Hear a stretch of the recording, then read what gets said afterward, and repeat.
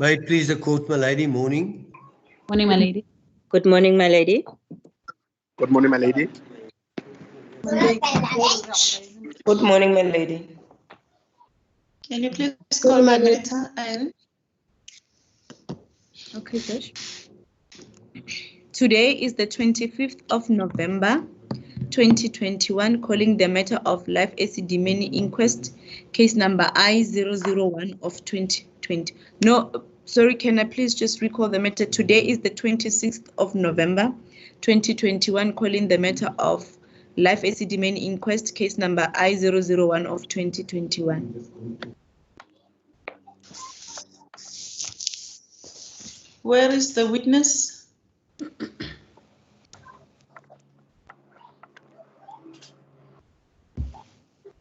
Good morning, Miss Inelo. Good morning, Judge. Yes, you are reminded that you are still under oath. Ms. Coca, you may proceed, but before we proceed, I see Mr. Manamela is present today. He has not been attending the proceedings. I think he's going to follow after you. Let me see who was supposed to. After you is Mr. Mapianya, and then Mr. Profi is done. So Mr. Manamela will follow immediately after you. Thank you very much. You may proceed, Ms. Coca. As the court pleases, my lady. Good morning, Mrs. Senelo. Good morning, counsel. Ma'am, my name is Amanda Kopa. I am counsel for Miss Rochelle Gordon. I will be asking questions in relation to Miss Gordon. Do you know her? Yes, I know her, counsel. All right. Just to understand who Miss Gordon is, she's a junior official who's based at Tshwane District. Would you agree with that? Yes, she is the NGO coordinator for Tshwane District. Yes.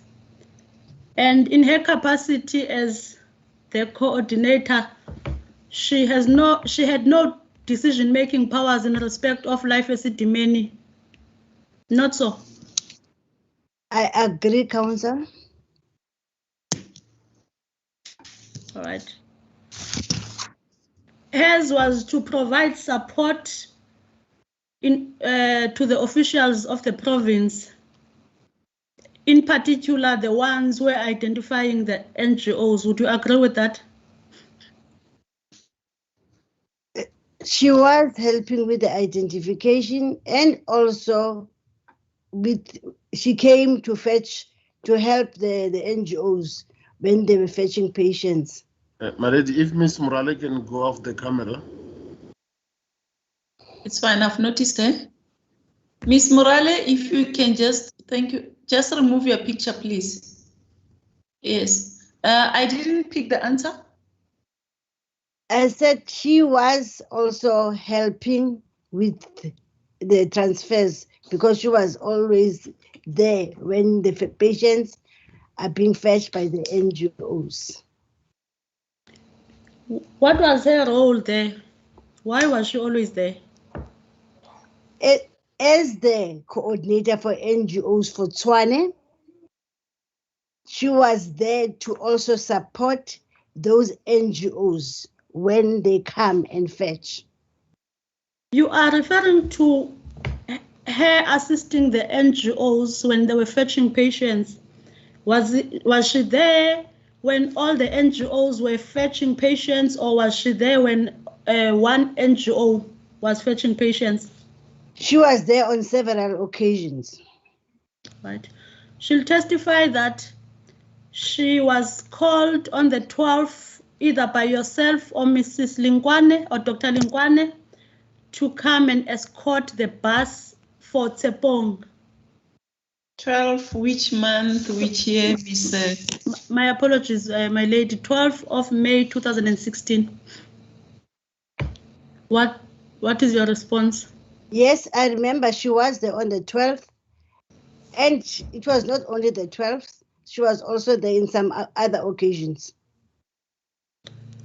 All right. Is it correct that she was called either by yourself or Dr. Lingwane to come and escort the bus to Tsepong? No, I don't recall calling her. I recall telling her that when patients are being transferred to their NGOs, we expect them as coordinators to be there. All right, she'll dispute that she was there on several occasions, and she'll testify that she was there only on the 12th of May 2016. Okay, she'll be there to testify. I'm testifying on my personal You capacity. disagree. That's what you've already said. You disagree, ne? Yes, I do. All right. If I may direct you, ma'am, to page 407 of case lines. That is the statement of Rochelle Gordon. Do you see that statement? Yes, I do. If I may direct you to paragraph 2 thereof, where she is stating her duties, you can quickly read that paragraph and tell me if you agree that those were her duties as a district coordinator.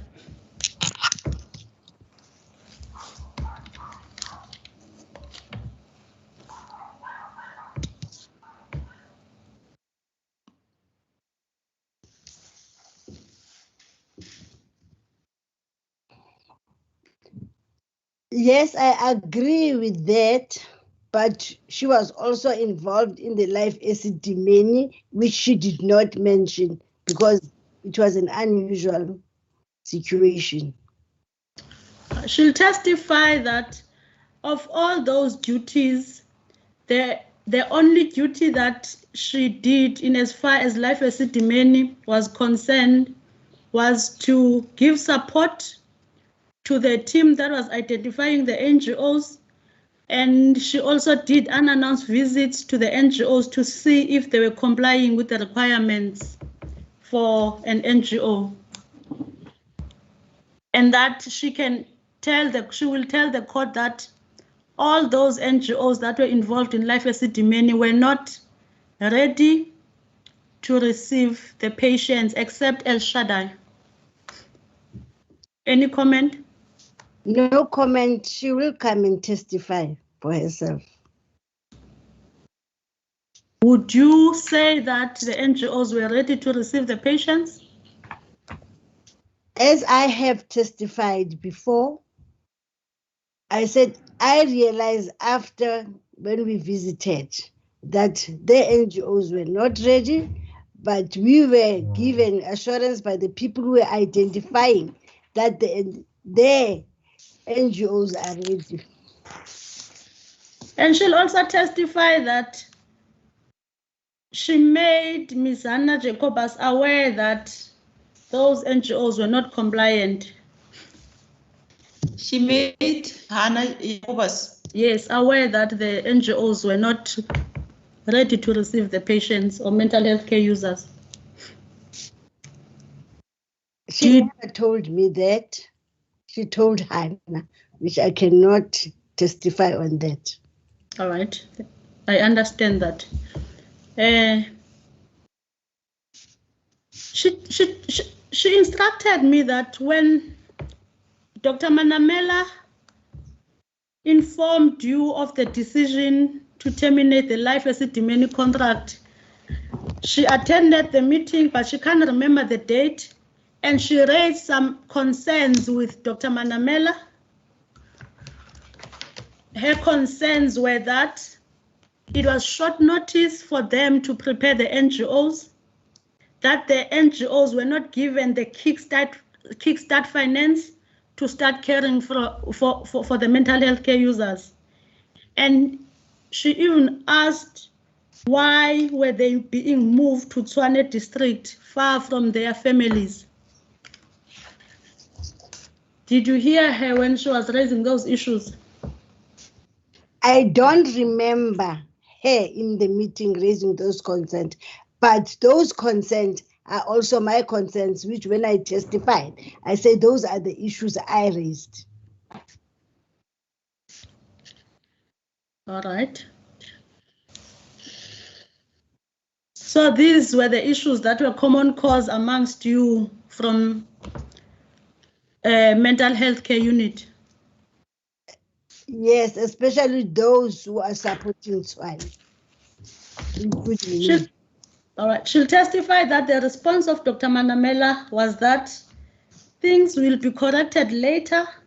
She was acting on instructions and there was no time to follow due process or protocols. As I said, I don't remember her raising those concerns, but I remember Dr. Manamela saying that after placement, things will be corrected and patients will be moved to nearer homes or whatever. Things will be corrected after placement. All right.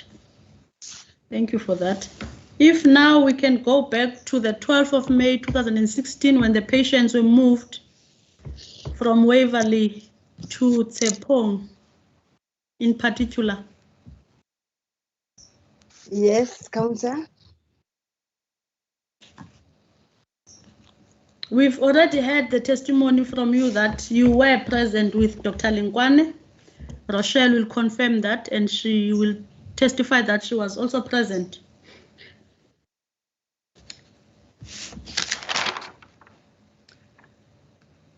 Rochelle will testify that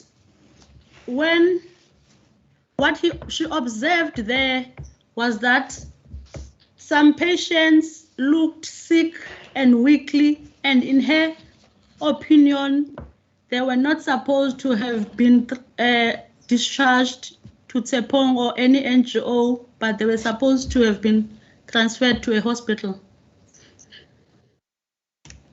Yes, but Rochelle, as I've mentioned, I've testified that the users on the very day, on the 12th, especially from Tsepong, they were professional people who came to fetch the patients, and there was Life Esidimeni staff who were looking after the users, and together they were handing over to each other. The receiving and the transferring institution, they were handing over. And they have done physical examination to rule out any physical problems together, the two teams. And there was no one who ventilated that they've got problems, these patients are sick. You would agree that Rochelle was based, in fact, she's still based in Tshwane. She would not know the nitty-gritties of what was happening between mental health care unit and Life Esidimeni, not so? I would agree, but in this instance, as I've said, the two parties, the Life Esidimeni staff who were looking after these patients, together with the Tsepong came with professional people. They came with two professional nurses, registered nurses, two enrolled nurses, which are staff nurses, and about 6 care workers who came to fetch. Together, they checked for physical problems, if patients are okay to be transferred. And nobody raised any concern that these patients are sick. We were there together with the manager of Life Esidimeni. She never even raised that.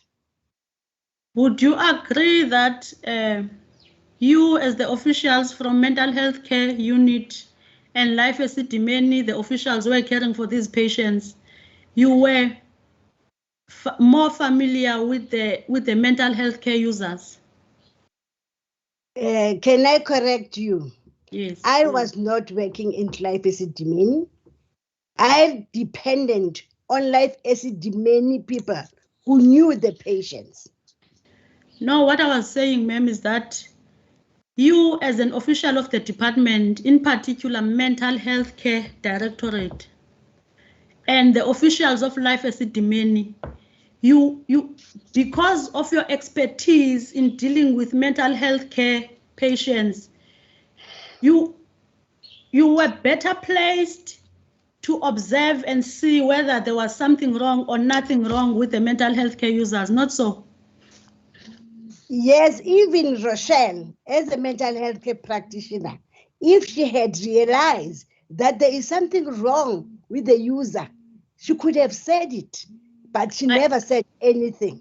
I agree with you. She will testify that the reason why she didn't raise any issue with you is because she believed that maybe there was instruction that those people must be out of Esidimeni, and because you and Dr. Lingwane were her seniors and very experienced in mental health care, that you did not say anything meant that maybe there was instructions that those mental health care users must be out of Esidimeni. Yes, that was her assumption, Council. Yes.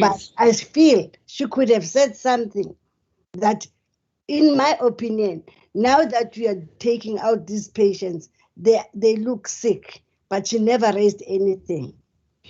Right.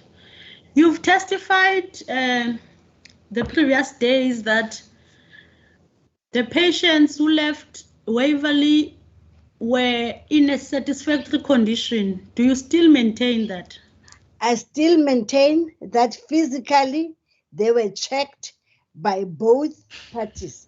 The ones who were looking after the patient, who knew the patient very well in the ward, and the people who came to fetch, that they made sure that they are not taking sickly patients who are physically weak or whatever.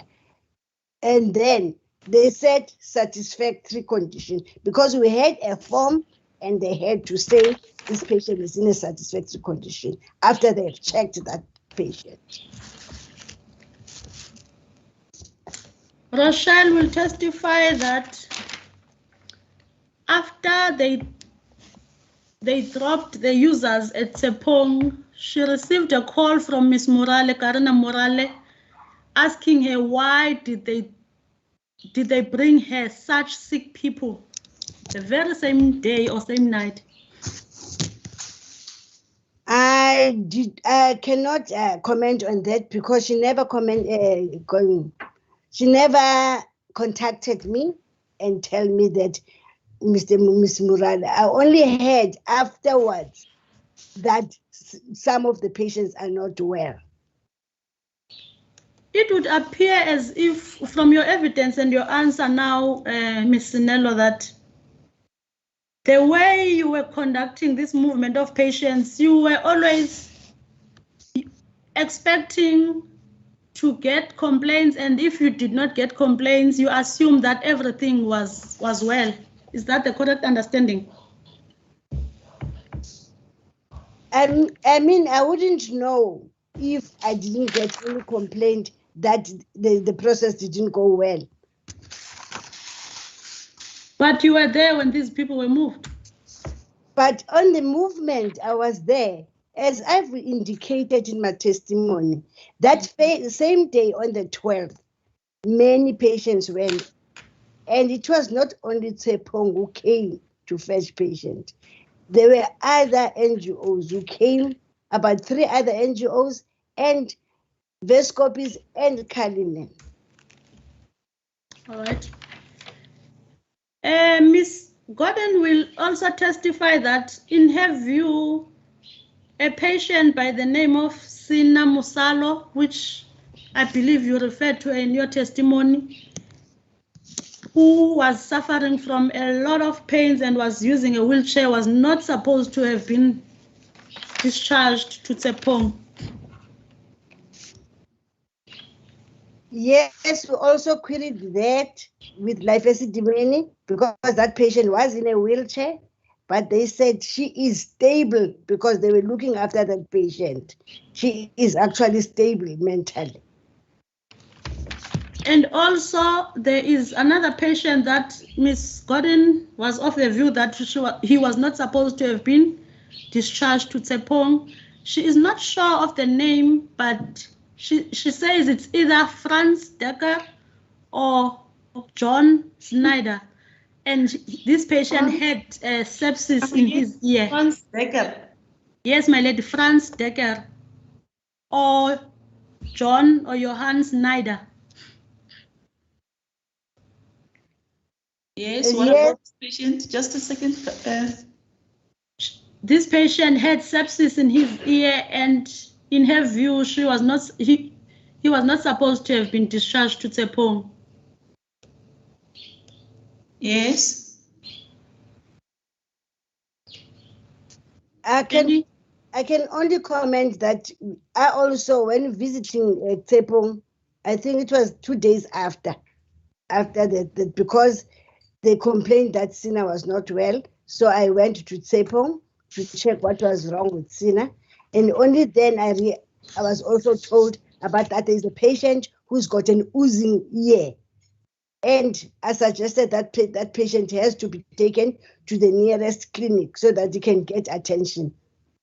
Otherwise, I was not aware of that. And life Esidimeni did not indicate also that there's a patient with an ear infection. You've been saying that the patients were handed over by personnel from Life Esidimeni to the nurses from Tsepong. What were you doing at this stage? As I have said, we were observers. We were checking whether the process is actually happening correctly and whether they are handing over. Because definitely it wouldn't be possible for me to check patients personally. Me and the manager from Life Esidimeni, we were observing whether the process is happening, the handing over is being done properly. Right. Now, if we can go to the issue of medication. You've said in your statement that the users were given, the ones that were discharged to the NGOs were given 28 days medication, and the ones that were transferred to hospitals were given 7 days medication. Do you still stand by that evidence?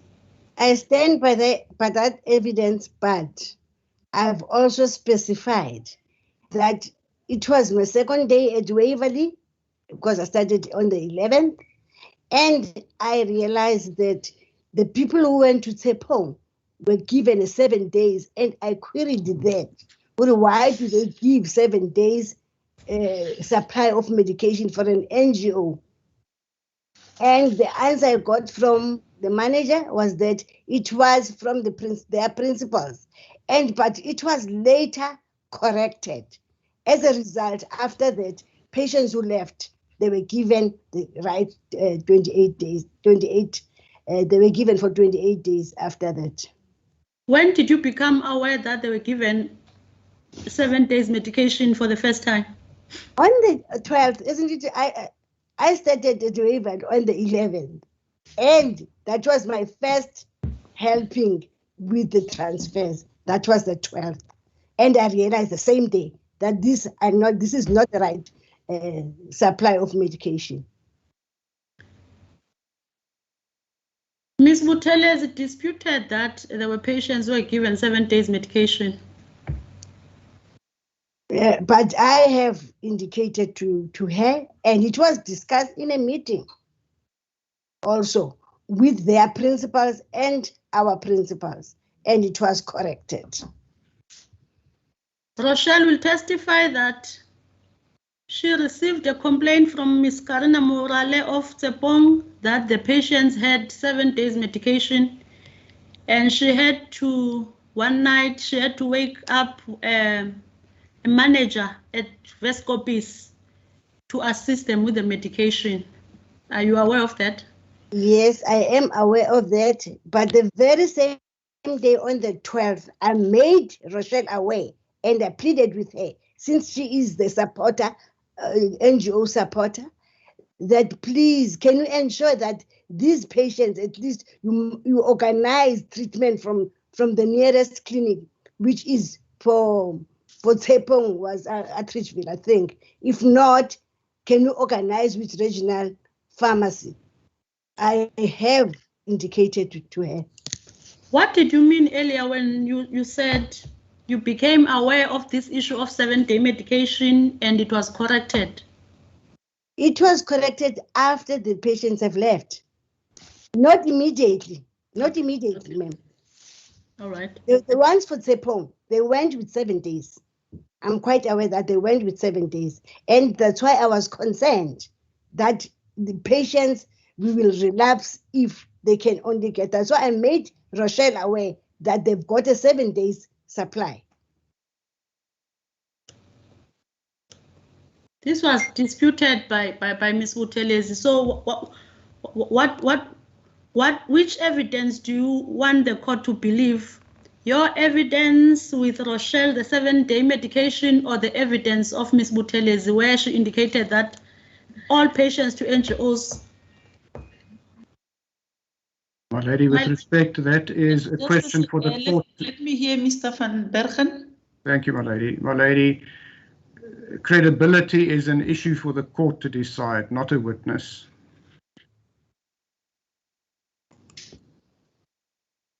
Yes, Ms. Koka.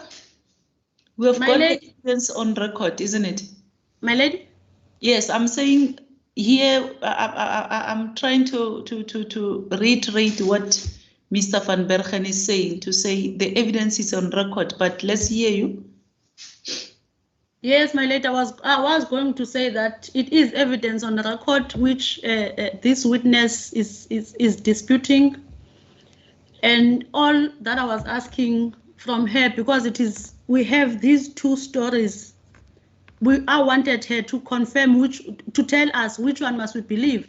That is what your senior counsel is disputing. It's challenging now in his objection to say that the issue of credibility is for the court to decide. Yes.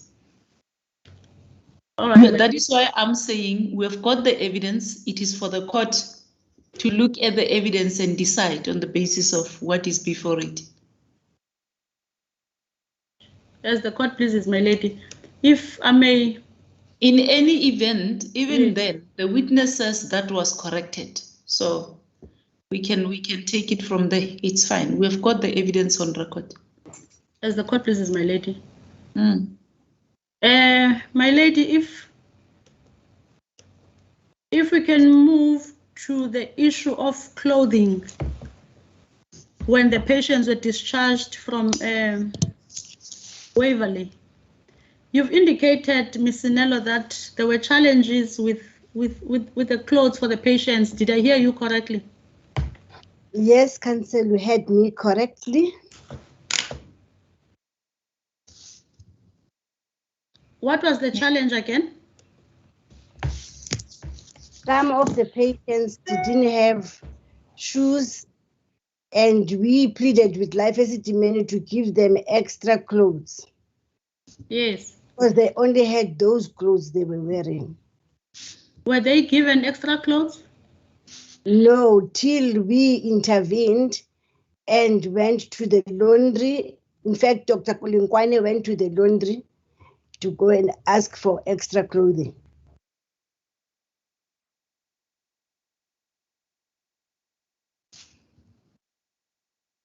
Yes.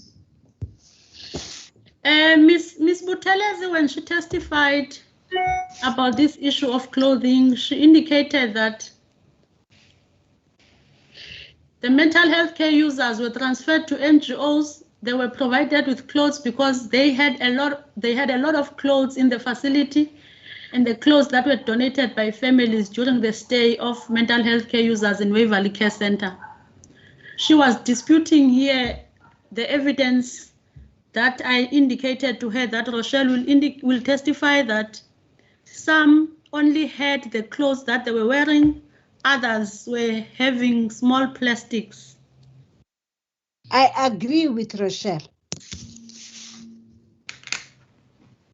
As the court pleases.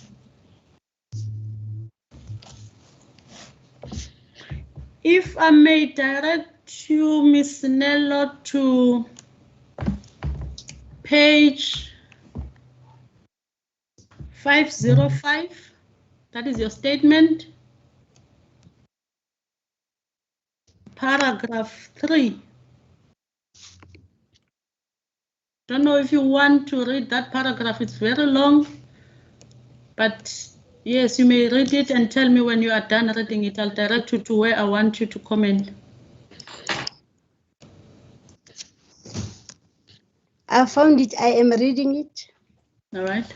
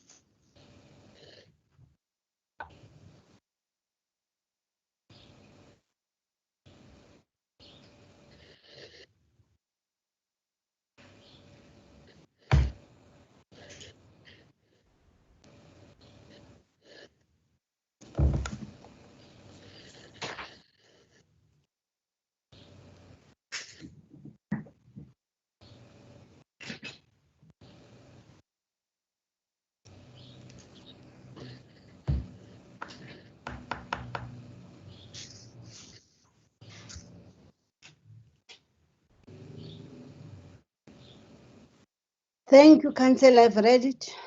Thank you, Ms. Nello. If I may direct you to the last sentences, the last two sentences at the bottom. If you can count line number 5 from the bottom. The sentence that starts with all patients were discharged with medication. Do you see that? Yes. We say all patients were discharged with medication and we never received reports about medication being expired, as we are verifying that in the presence of district coordinators, Swane, it was Rochelle Godin and Mr. Mohale. Where was this verification? Where were you verifying the expiry of the medication? In the waiting area. Are we talking about what happened on the 12th of May 2016? Yes. Rochelle will dispute that Mr. Mohale was present on that day. And she'll testify that Mr. Mohale was on leave. Okay, maybe it's a mistake, but they were always coming together with Mr. Mohale. Maybe Mr. Mohale was on the other day. I'm not sure of that. If on that note, I can take you to page 408. That is a statement of Miss Rochelle Gordon. Okay. Paragraph 6 thereof. Paragraph 6 thereof. Do you want to read it and tell me when you are done? Okay, thank you. Just before you get to Tsepong Care Center. All right, thank you. Ow. Sorry.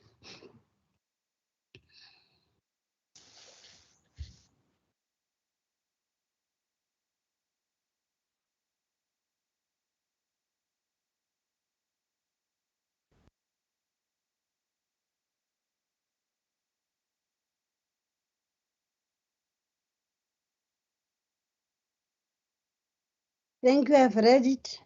Yes. The reason why I'm asking you to read this paragraph is because Rochelle will say exactly what you've just said.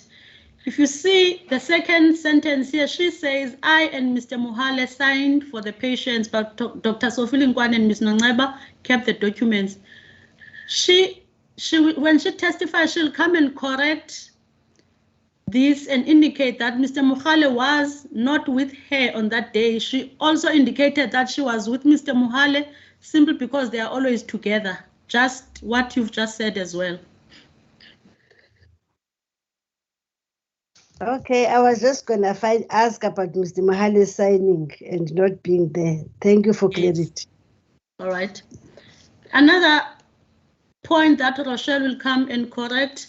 You were asked a question, if I am correct, by my colleague, Ms. Foster,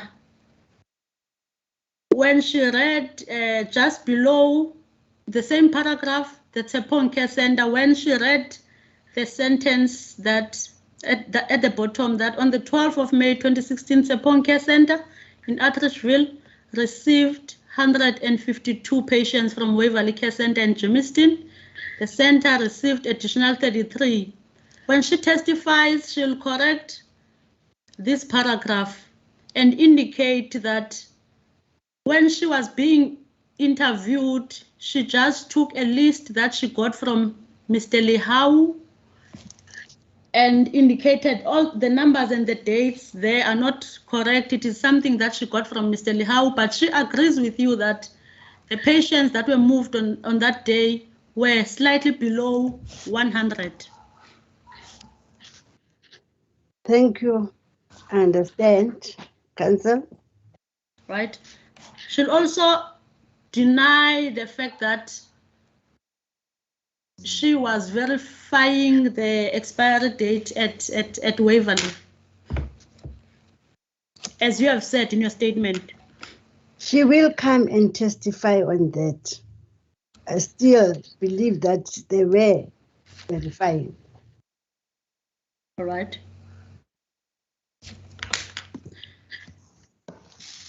Ms. Sinello, it would appear from your evidence that the best interest of the mental health care users were not taken into account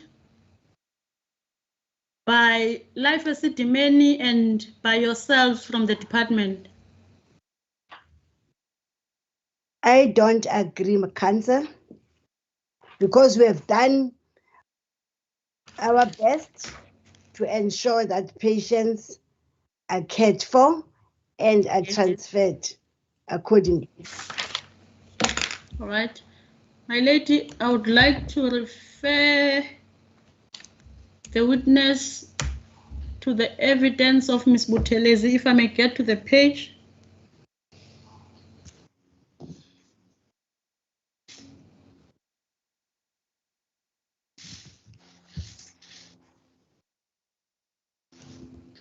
If the court can bear with me, my lady.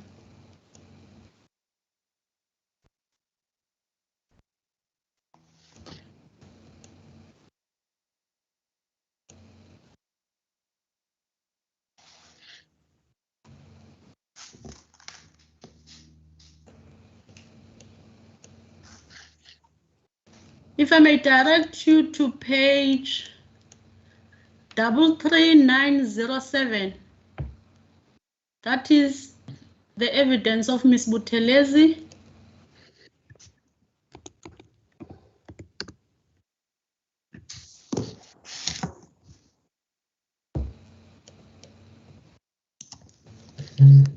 Just before you get, I think this is line number 8, my lady.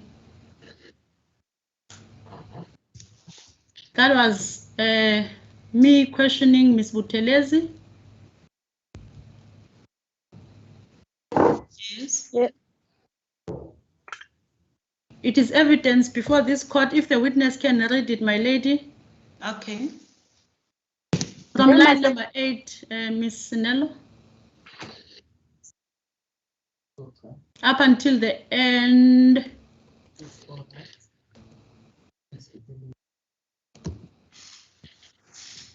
of that page.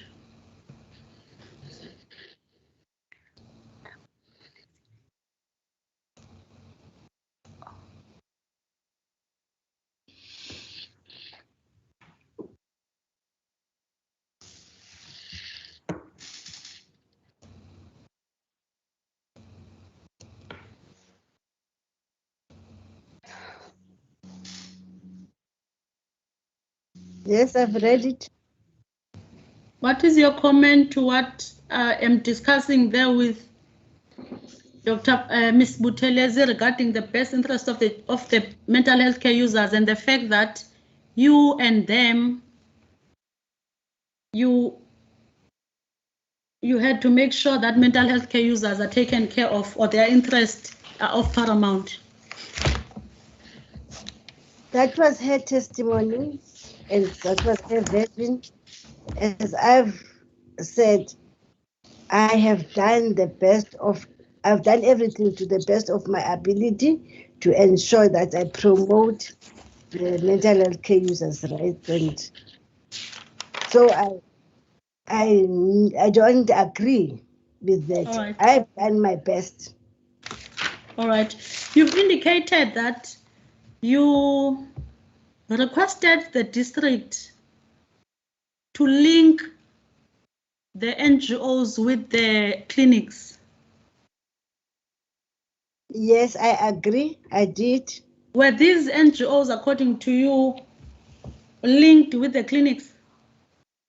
I only realized that I'm not sure whether is it the way this document is being loaded, that the yesterday Buhlebe Nkosi one is not linked, but most of them, they were linked to the clinics.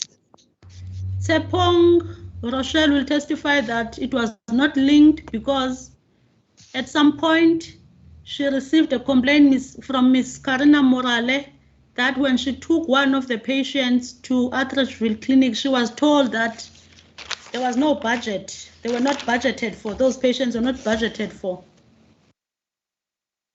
Are you aware of that? I am aware that she had problems, but the reason of budget was not indicated.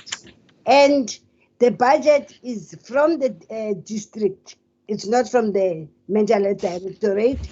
And the linkage was done by Rochelle Gordon as the NGO coordinator and Mr. Their manager, Mr. Lihau. They are the ones who were doing the linkage. Did you follow up to make sure that the linkage was done? They've sent me the document that unfortunately I don't have it in my computer because I was using the computer of the department by that time. I will argue at the end, Ms. Sinello, that you did not do what was expected of you. All you did was to expect complaints, and when you received none, you assumed that everything went well. You gave instructions that clinics and NGOs must be linked. You did not follow up whether they were linked or not. You also did not check whether these NGOs were ready to receive these patients or not. Checking the NGOs was not my duty. As I said, they were identified. And I only went to the NGOs afterwards. And it's when we realized that the NGOs were not ready. And the linkage, I checked the linkage and the discrepancies. Maybe I did not see the discrepancies, but they were done by the district and I checked the linkages. Thank you. Right. My lady, I'm just checking my notes just to make sure that I've put everything that I wanted to put to Ms. Sinello. Okay.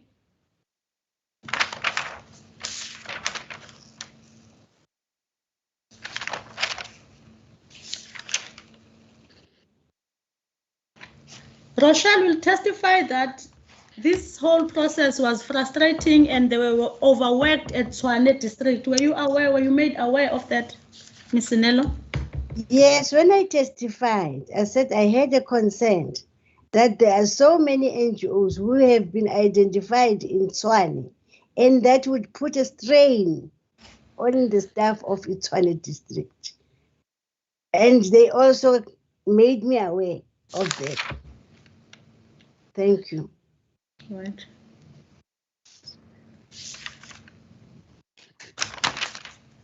I'm checking, my lady, if the court can bear with me.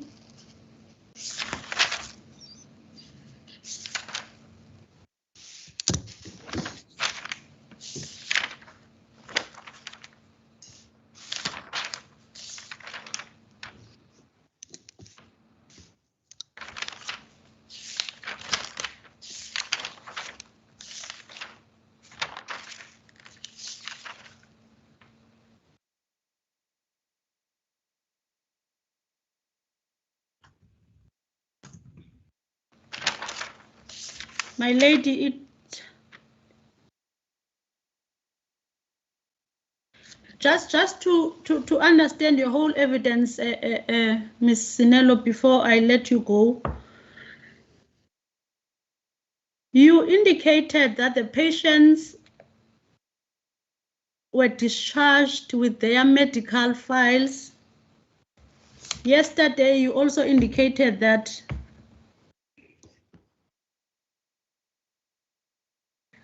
the patients were given their latest medical reports. Is there a difference between medical file and medical reports? I testified that they were given a treatment sheet, which is a prescription with their photo, and they were also given their latest medical periodical, and they were given a referral form. Yes. It has to be taken to the clinic, and that referral form has got a summary of the medical history of that patient and what is to follow. Do you know why they were not given their files, their complete files at Life Esidimeni? Yes, that was discussed because we also asked, and they said those are the patients have been there for a long time, and those are the documents of Life Esidimeni. Should they have litigation and everything, they are supposed to have their own files, and they cannot give us the whole file. Did you agree with that view of Life Esidimeni? It was discussed by the principals, and they said that the department can photocopy, and Dr. Manamela said the photocopies will be done at a later stage. So the medical report will suffice for now. As an experienced nurse yourself, is that view the correct view?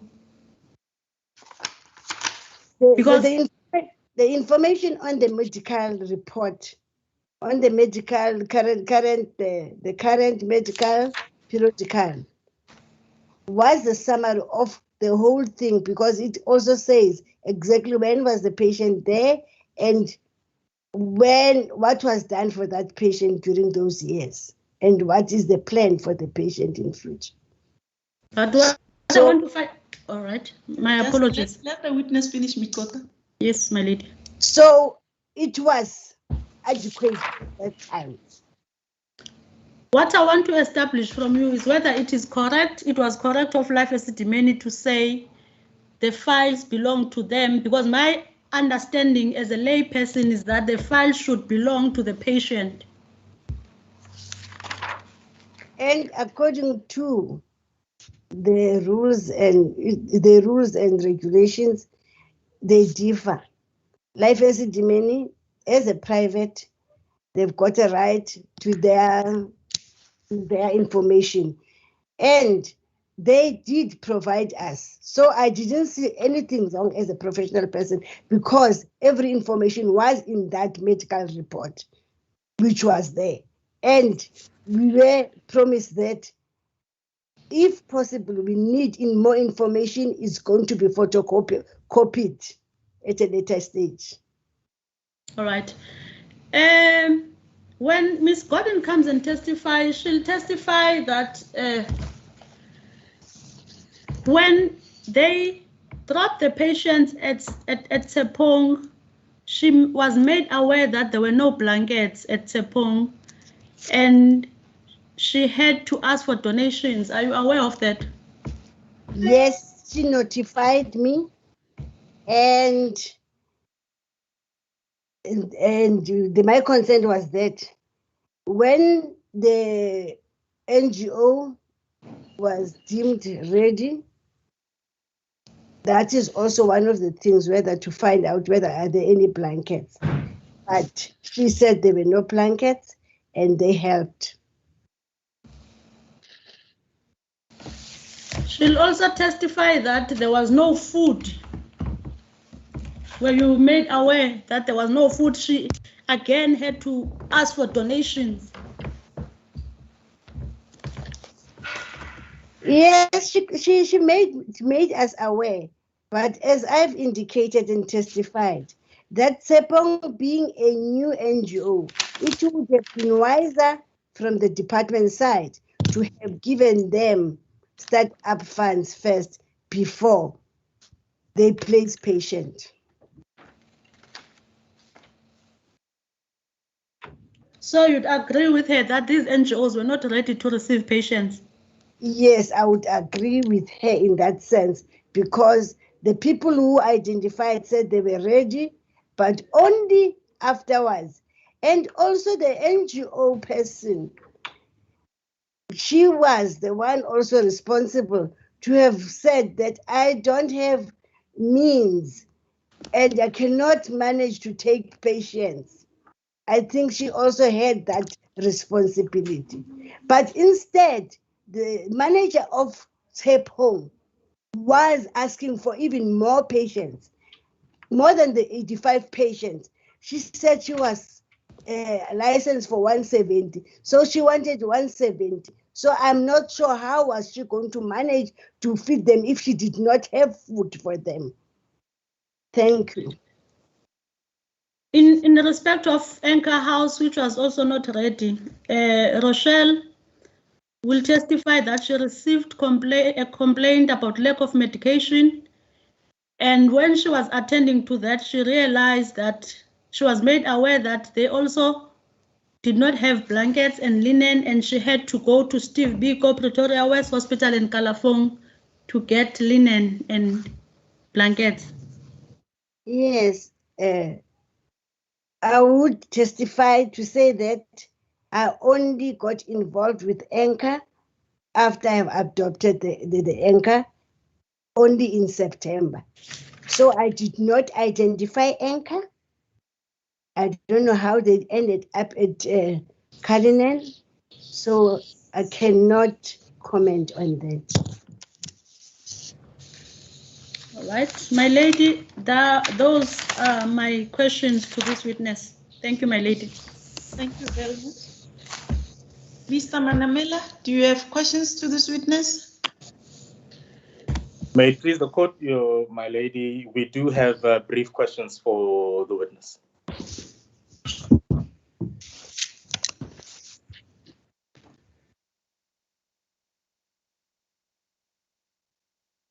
Continue.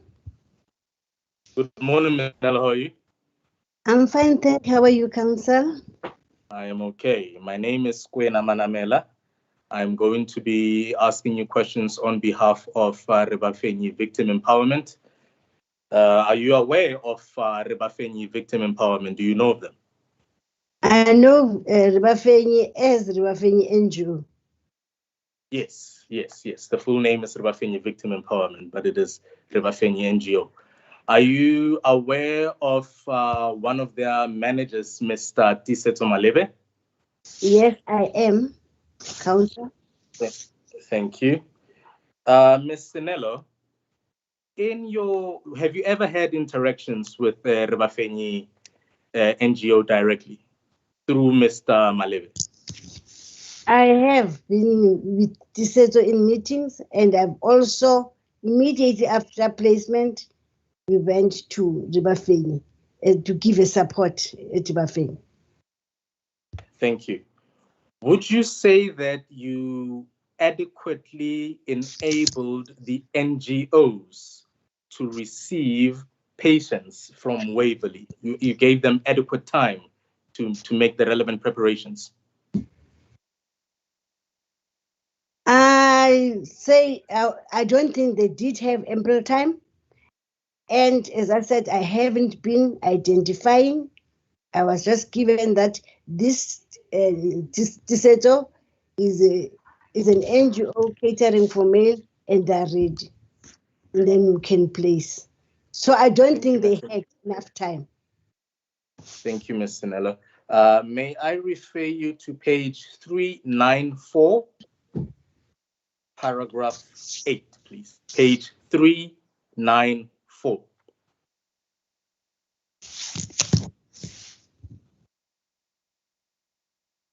Paragraph 8.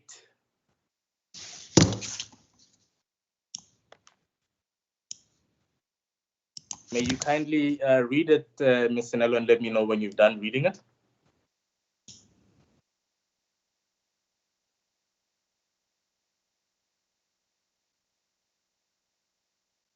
If you can introduce this to her, what is this? This is the statement made by Mr. Tisetso Malebe on behalf of Rebafeng.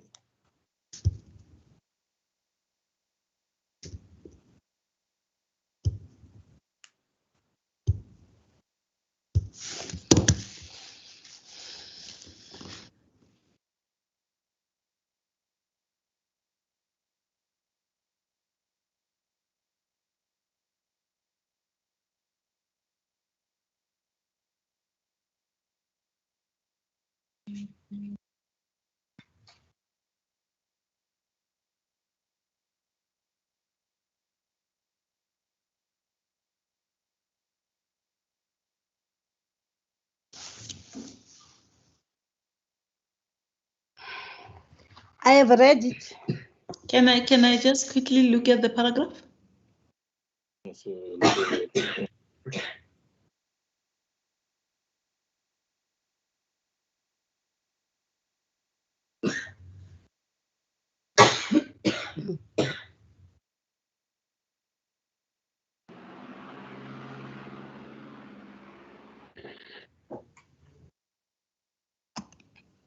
Yes, continue.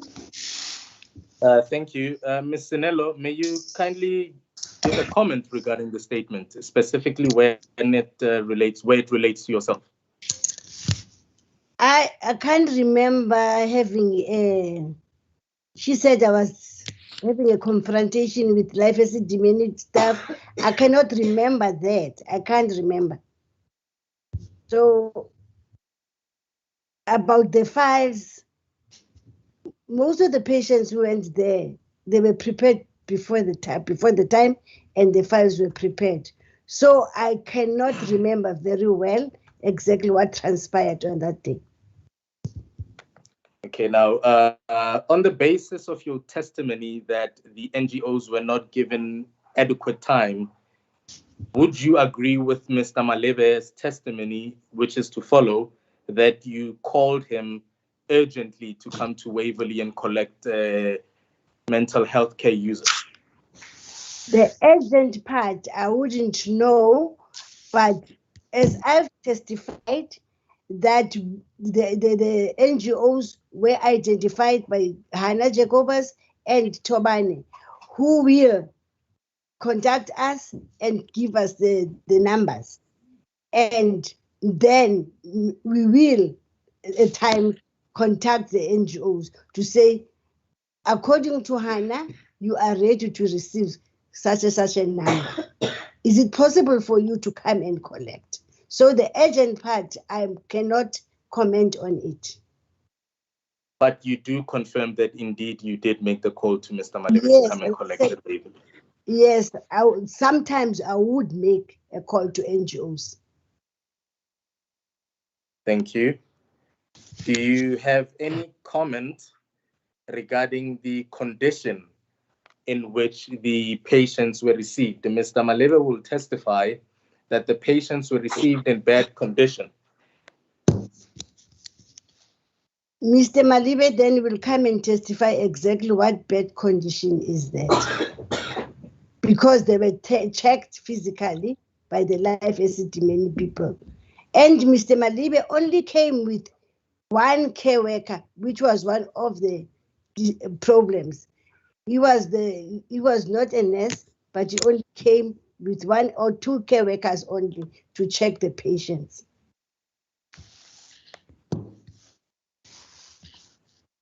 You testified earlier that the patients received medication.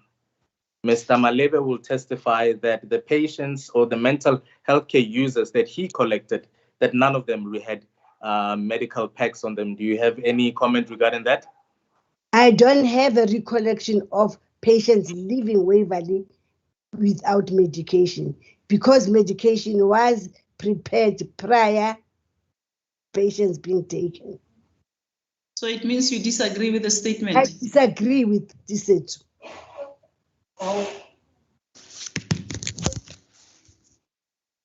Thank you, Your Ladyship. We have no further questions for the witness. Thank you very much. Mr. Mapianya, are you there?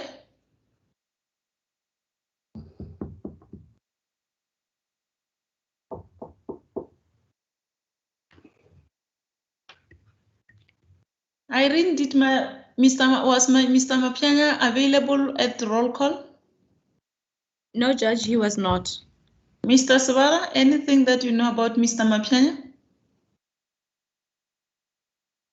My lady, the last time I checked, Mr. Mapshanya indicated to the court that he's going to be an observer like the Vatican.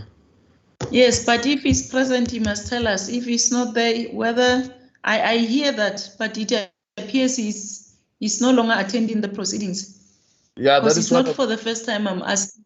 Yeah, that is what I've observed, my lady. Please just check with him. I don't know, whenever you check with him, whether he's still attending the proceedings or what is happening. I see now, except Mr. Mapianya, well, he has indicated that he's going to be an observer. I remember that. But there is also Mr. Veselo, who's not represented. Are you there, Mr. Veselo? Yes. How are you this morning? Fine, and you, Judge? Yes. Do you have questions to this witness? Please remind me every time when the counsels or the counsel all finish with their cross-examination. Remind me if you have got questions. I will do, Your Honor, but you don't have questions. I don't have questions, Your Honor. Thank you very much. Thank you. I'm now left with Mr. van Bergen. It's now your turn. Thank you, my lady.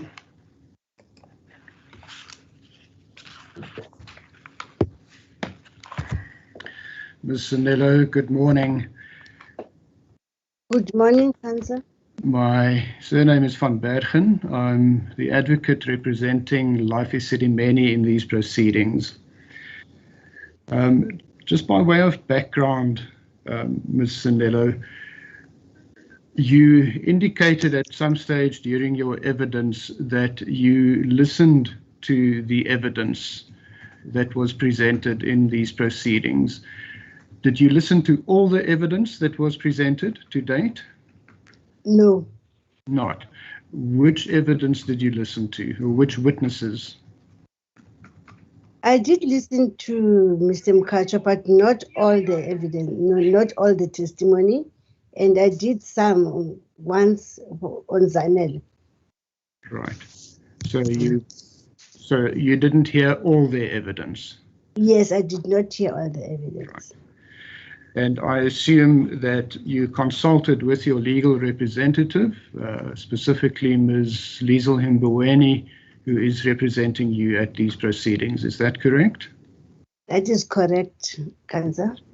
And you raised any concerns about the evidence that you heard, you raised with her so that she could deal with it in cross-examination. Is that correct? Yes, Counsel. You look uncertain. Did you understand my question? Some of the concerns I have raised with her, yes, and she will deal with them. Yeah. And are you satisfied that she has dealt with those, with the witnesses that have testified so far? Yes, Counsel. Right. Thank you very much. Ms. Sanello, you made, or you, there are 3 affidavits by you in these proceedings. The first is marked Annexure G1. That is from page 661. You don't have to go there now unless you want to. You are welcome to go there. Perhaps you should check, which was commissioned on, it's a bit faint, but it's either the 17th or the 19th of January 2018. If you could go to page 665 just to verify.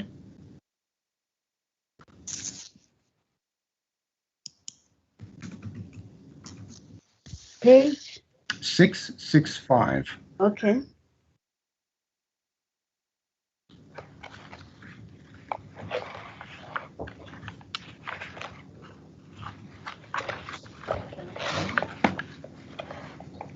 Are you there, Ms. Sinetta? 665. Yes, the Commissioner of Oath. Yes.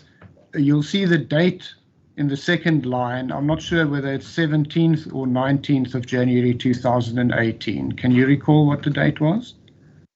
I can't recall, but according to this, it was the 17th of January 2018. Okay. According to this. Right. Then if you would turn to page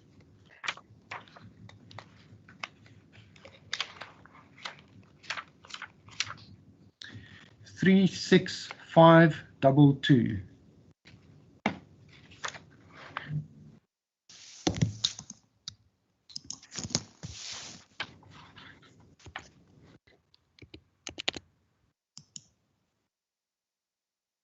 Do you have that? Yes. If you go just the page before, you'll see that you have confirmed already that it's your signature on the page just before 36521. But I just want to confirm that this was deposed to on 7 May 2018. According to this, this is Johannesburg, 7th day of May 2018. Right. And then the third affidavit, which is actually marked G2, if you were to turn to page 508,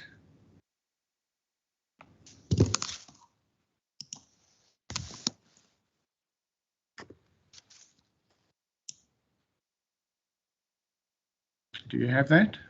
Yes, answer. This was deposed to on the 19th of February 2019, is that correct? Yes, Cancer. So the chronological order of these three affidavits will first be G1, which is from page 661, then G3, and then G2. Do you agree? I agree according to dates, Council. Thank you. Ms. Sanello, as far as G3 is concerned, if we can just clarify an aspect relating to it. One of the annexures that you refer to in G3, and I must just find the paragraph, it is paragraph 13 on page 36518. If you would go to that page.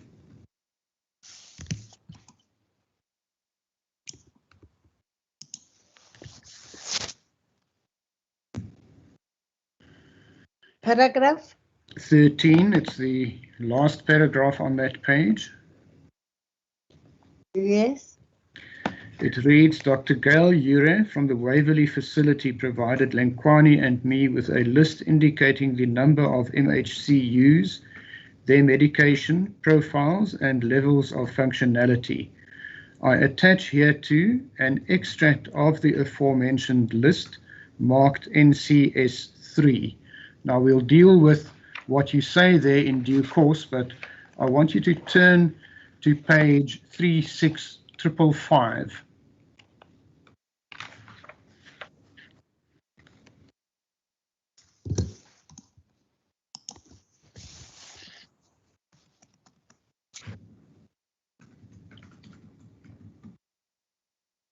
Do you have the page, Ms. Sanella?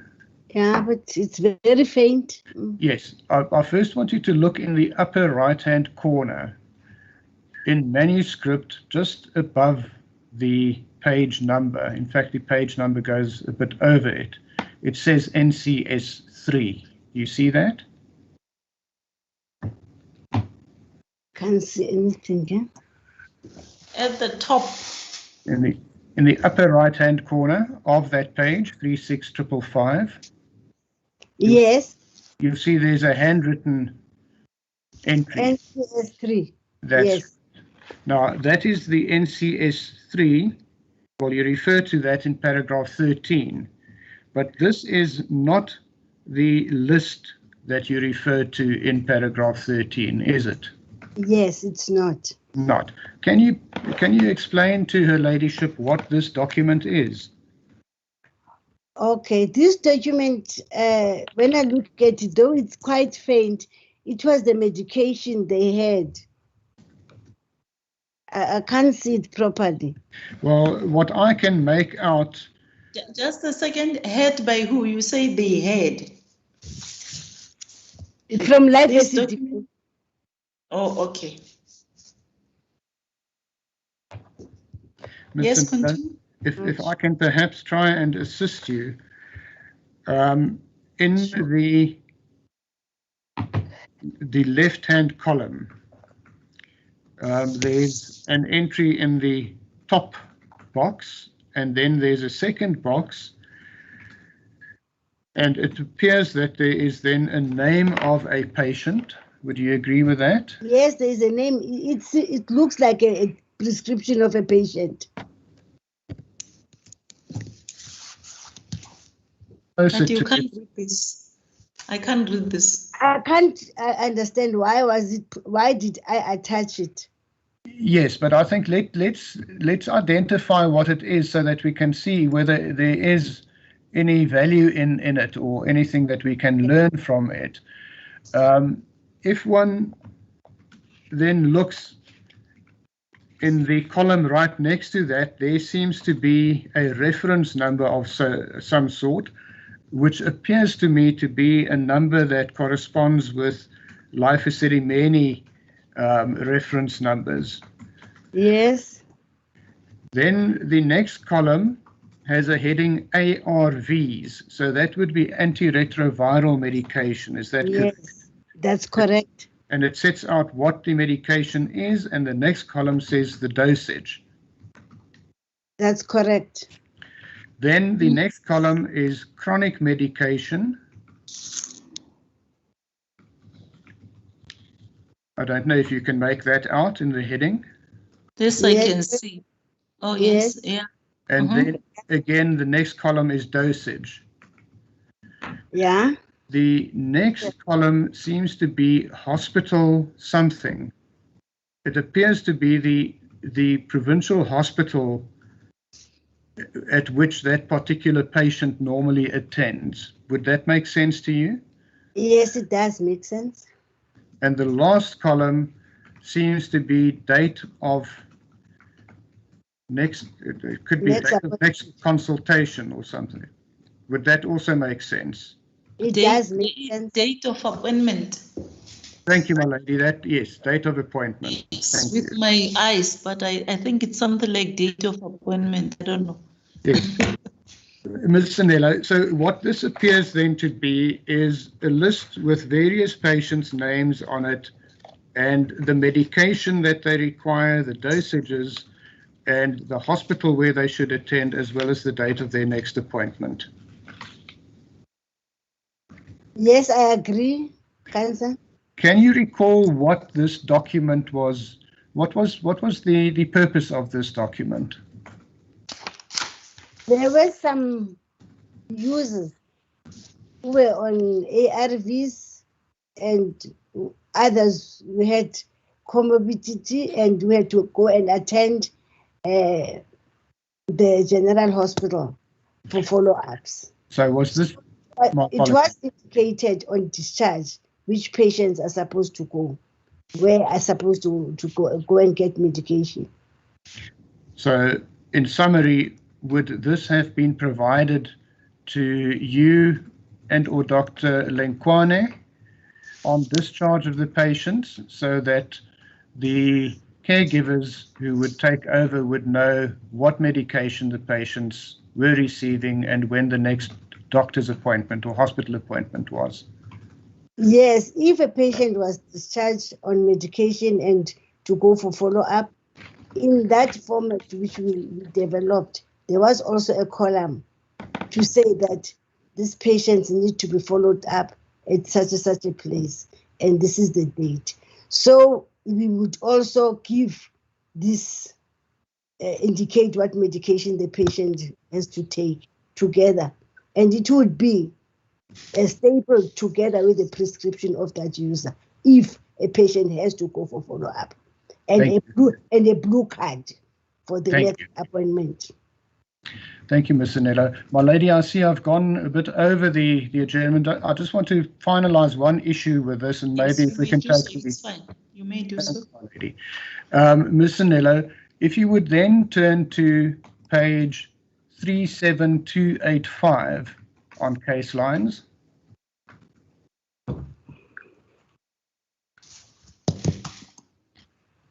And you can just tell me when you have it.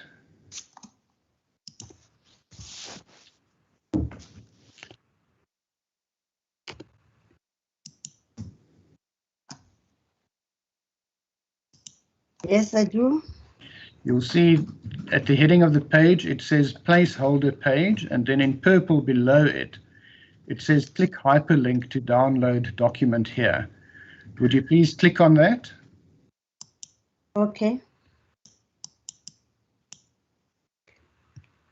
Has that opened a spreadsheet? Yes, it has. Is this the spreadsheet that was actually intended to be annexure NCS3? Yeah, according to my testimony, this was supposed to be the annexure. Thank you. My lady, if we could perhaps then take the tea adjournment at this juncture. Okay.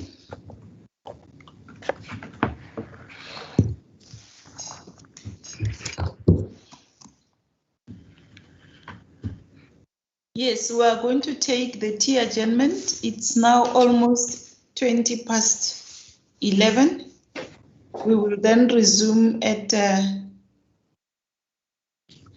11:35. The witness is sworn. As your ladyship pleases. As the court pleases. May it please the court, my lady. May it please the court.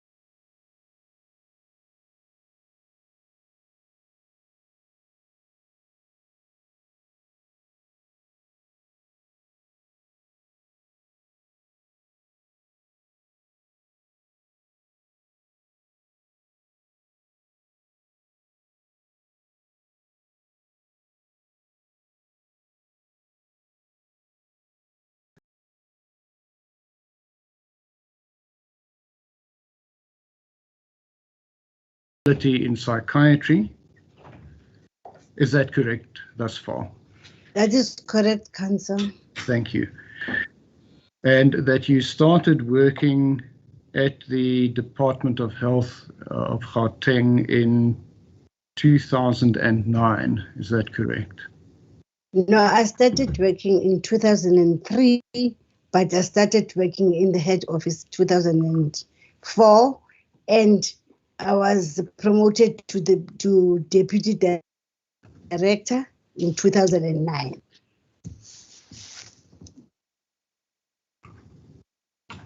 Thank you. Ms. Sanello, in your, well, being a qualified psychiatric nurse, did you ever practice in a psychiatric facility as a psychiatric nurse? Yes, I've got vast experience. I've worked in Sterkfontein for more than 10 years. Thank you. Any other facilities that you worked at? I've worked in the community, but still under Sterkfontein, practicing community mental health. Yes. Thank you.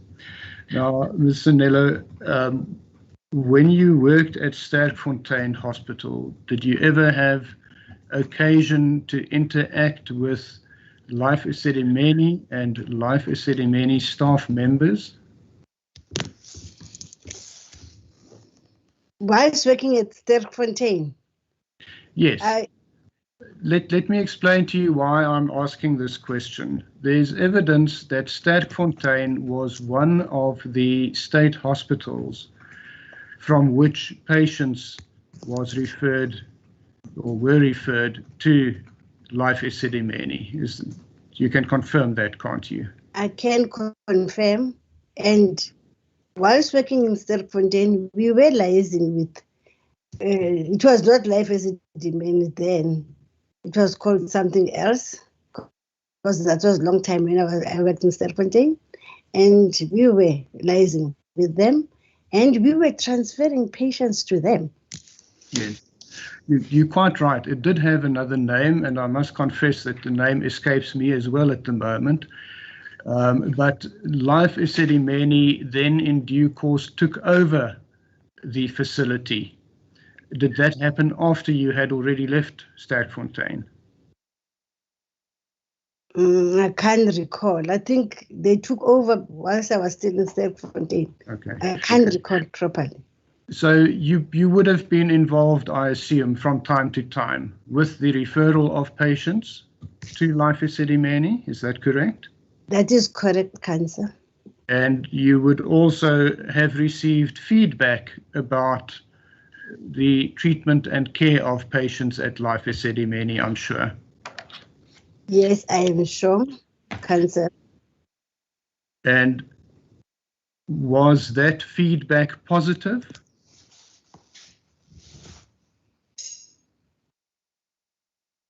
I can't remember. Sometimes it was positive, sometimes it was negative.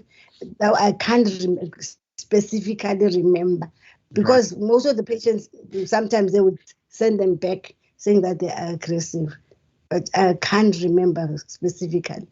Yes, and you'll remember that patients who were aggressive would have been sent back because one of the admission criteria of Life Esidimeni was that they only accepted chronic, non-aggressive patients.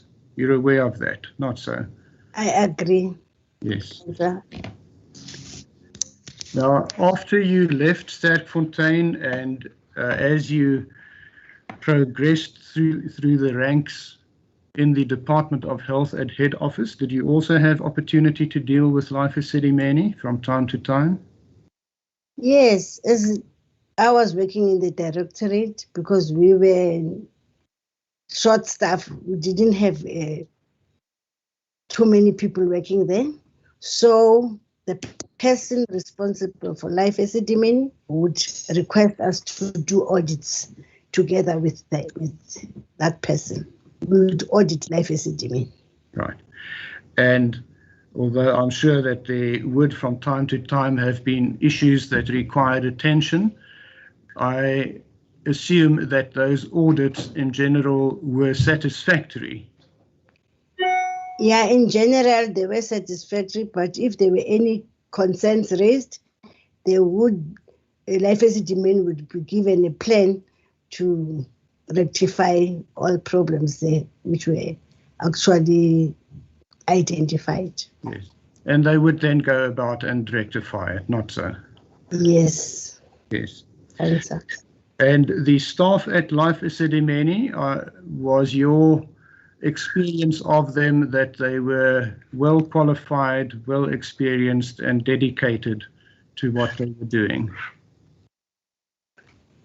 Those I was interacting with, they were qualified, they were professional nurses, they were staff nurses and nursing assistants. They were qualified. Yes. Ms. Sanello, you're aware that the relationship between the Gauteng Department of Health and Life Esidimeni was a very long one, almost, I think, 38 years. Yes, I'm quite aware, Council. And I assume that the department would not have maintained that relationship had it been unhappy at any stage with the service that was rendered by Life Esidimeni. I assume I agree. Yes. In that. And we have it on record that the reasons that were given for the termination of the service level agreement had nothing to do with the level of service or the quality of service, but was based primarily around financial issues. Would you confirm that? I agree. That was what was indicated to us. Yes. Right. Now, Ms. Sanello, in your experience as a psychiatric nurse,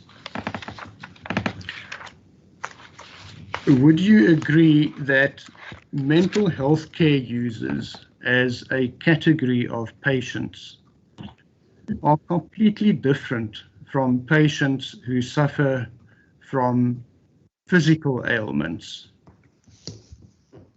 Yes, I would agree that mental health care users are vulnerable and their behavior can change anytime. Their behavior can change at any time, you said. Thank you. And their care and management requires specialist training and experience. Do you agree? I agree. And that care and treatment can be challenging in many respects, even with basic functions such as eating and personal hygiene. Would you agree? It can, yes, but if patients are being educated somehow and limit setting has been done, it depends on how you manage those care workers. And I agree that people have to know how to manage and how to interact with mentally ill. Even the families have to be educated. Yes. Ms. Sanello,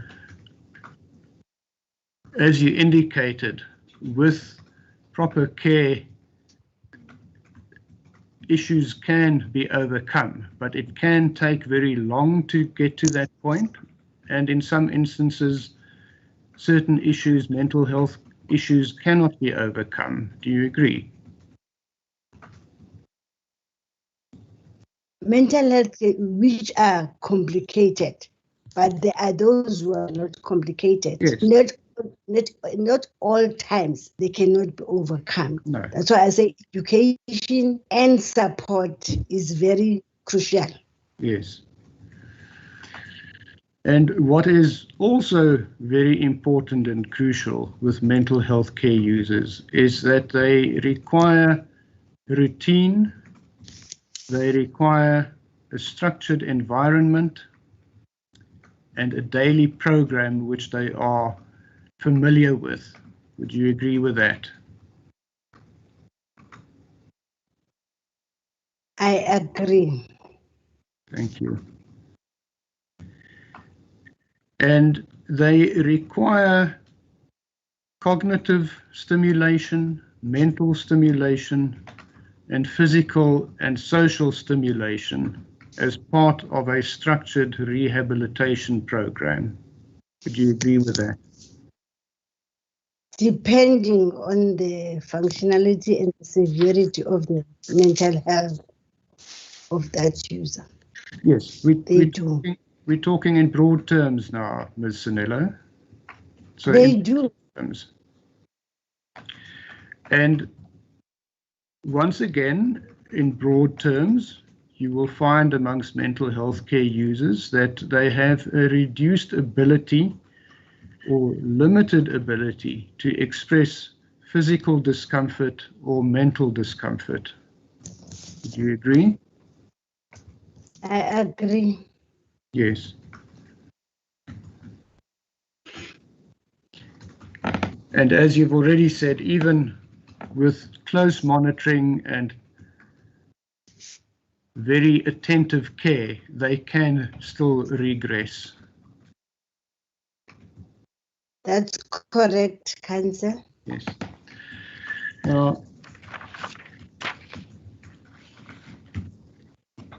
I'm instructed, and if necessary, the evidence will be presented by a specialist witness, that the psychological effects of moving people, and we are specifically talking about mental health care users, away from what they consider to be their home, in other words, the facility where they are, is an important factor in the causation of distress in such users. Would you agree with that? I would agree, but I would also add that if a person is made aware of the circumstances, prepared that this and like the move that is going to happen, then that will aid anxiety the user. My lady, I don't know if it is just my connection, but the witness's evidence seems to drag. Yes. Is it from my side or from the witness side?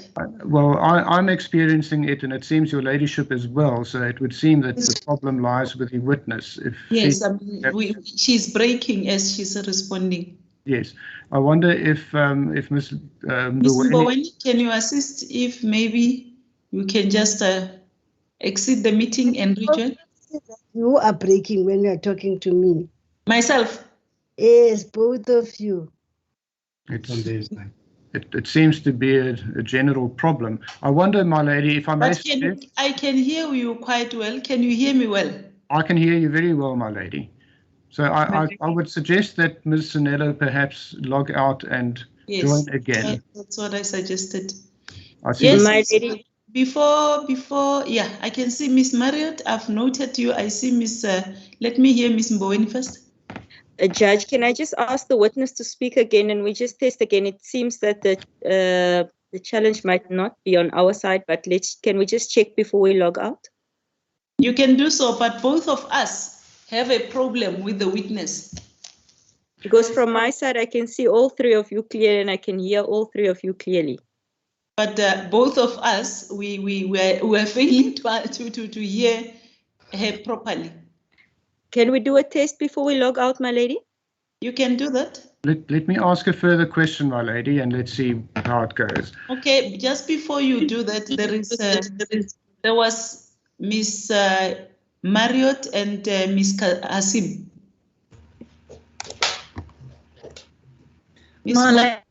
It was the witness's computer that was giving problems. I could hear yourself as well as Advocate van Bergen quite nicely. It was the witness that broke up. Okay, thank you very much. That's what I was going to say too, my lady. Yes, so Ms. Mboweni, it's on your side. they've just confirmed that the problem is with the witness. Can you? Do you still want to check me? Sorry, do you hear me now, Judge? Yes, maybe Mr. Van Bergen, you can ask a question now. Yes, thank you, my lady. Ms. Sanello, you said in answer to my last question, or part of your answer was that if mental health care users are properly prepared for a change in their circumstances, then they manage better. I'm paraphrasing what you said. Is that correct? That is correct, Council. Right. And that is why when discharges of mental health care users are considered, that a staged process is followed with a short leave of absence to whichever facility, whether it's to the mental health care user's home or to an NGO, to see how the mental health care user fares at that facility, and obviously also how the facility fares with the mental health care user. You agree that that is the first step? Yes, I agree, and I would add that immediately the patient or the user is being admitted, preparation for discharge commences then at that facility, preparing that there will be a possibility that you might be transferred and you must, or you'll be discharged home or whatever. But preparation is done on the admission. Yes, Ms. Sanello, in a facility like Life Esidimeni, where the users are chronic users, some of whom have conditions that are not amenable to treatment, as was found in inter alia the Health Advance Institute report. That may be the aim, but it is not always attainable. Is that correct? That is correct, Council. Yes. And then in the process of discharge, you'll first have a brief period of leave of absence, and then there will be a further one a bit longer, and if that goes well, a further one also a bit longer, until both the facility and the user have come to know each other, have found compatibility with one another, and then the discharge can be effected. Do you agree? I do agree, Council. Thank you. Now, what is said about such patients further is, and this is specifically in the context of Life Esidimeni, is that the patients and the caregivers at Life Esidimeni had, over the years, developed a profound attachment to one another. Can you comment on that? Yes, if you're nursing a patient for a longer period, you do have that attachment. Yes. I agree. And the attachment is not only from the caregiver's side, the attachment is also from the user's side, not so? Yes, I agree. Yes. And what one would see, the experience was, is that if familiar staff were not present, for example, if a staff member went away on leave and an unfamiliar staff member were to attend and care for a user, that such a user would often start misbehaving, become passive-aggressive, and act out. Is that also what your experience was? I agree. I have experienced such. Yes. So, in other words, patients or users did not cope well with change of staff, nor did they cope well with change of environment. Would you agree with that as a general statement? I agree. That is very much possible. Yeah. Now, at Esidimeni, Life Esidimeni facilities, a large number of the patients had been abandoned. Are you aware of that? Yes, I am aware, as it's also stated in that spreadsheet, that Yes. family contact poor. Yes. And some of them would have been abandoned from childhood. And the only home that they ever knew would have been the Life Esidimeni facility. You would be aware of that as well. I agree, Councillor.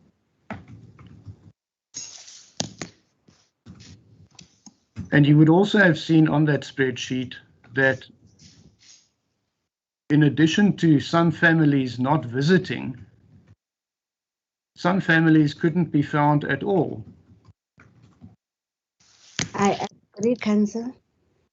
So once again, the only family those users knew and the only home they knew was Life Esidimeni. You would agree? I would agree, Councillor.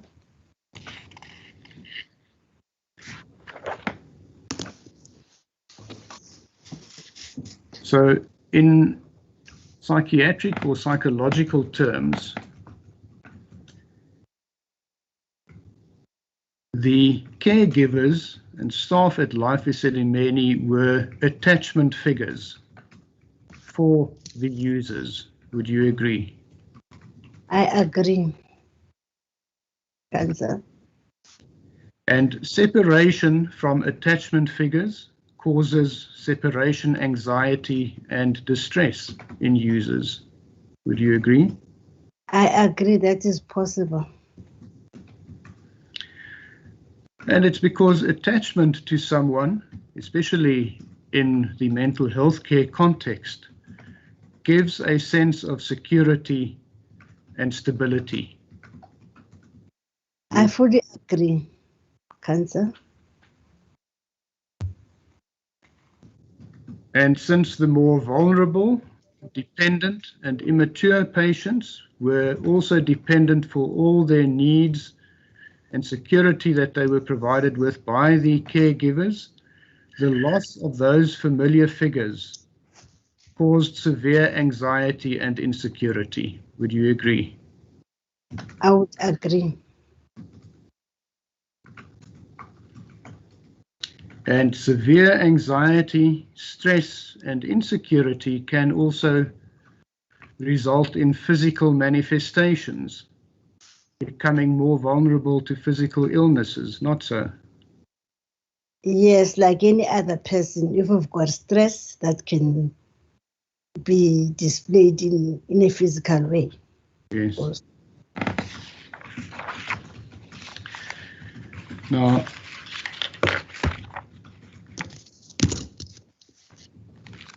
Ms. Sanello, the evidence by Ms. Buthelezi and also by Dr. Mkachwa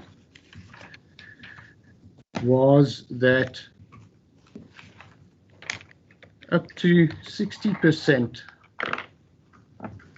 of the mental health care users at Life Esidimeni facilities were considered to be not dischargeable. Are you aware of that?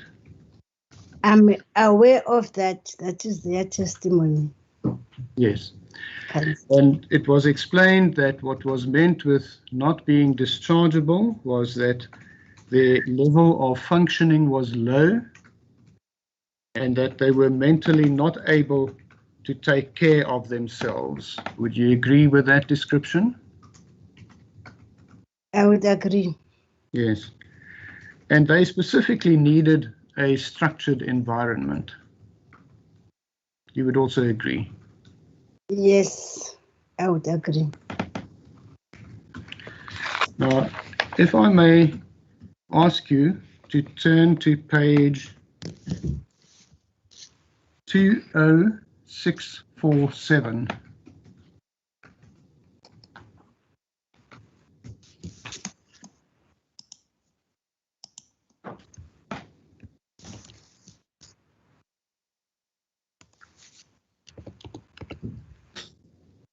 And you can just indicate when you have it. 20647. Indeed, my lady.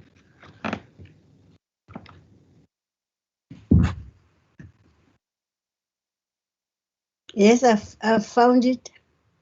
Ms. Sanella, you will see this is unfortunately one of those documents that has been copied in a manner that you have to twist your head to read it.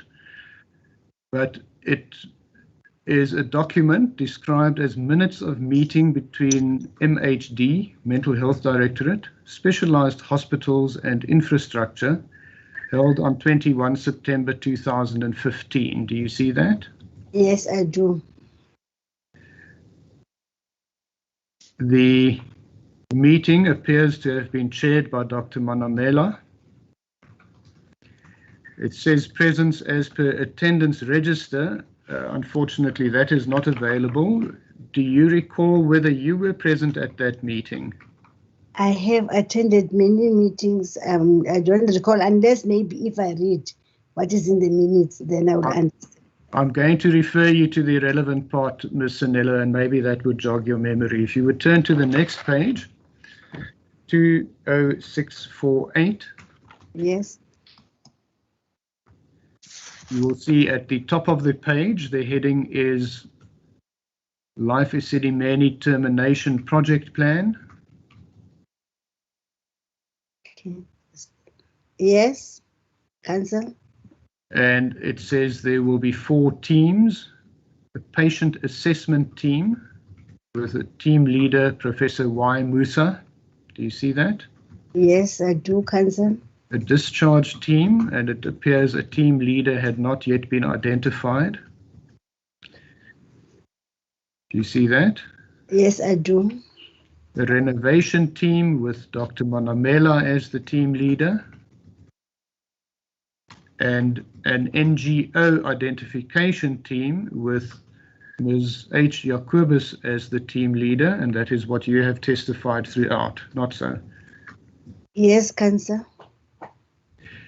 If you would then look further down the page, there's the last block, there's a heading, paragraph 5, concerns raised. Do you see that? Yes, I do. Would you please read it and just indicate when you've finished reading it?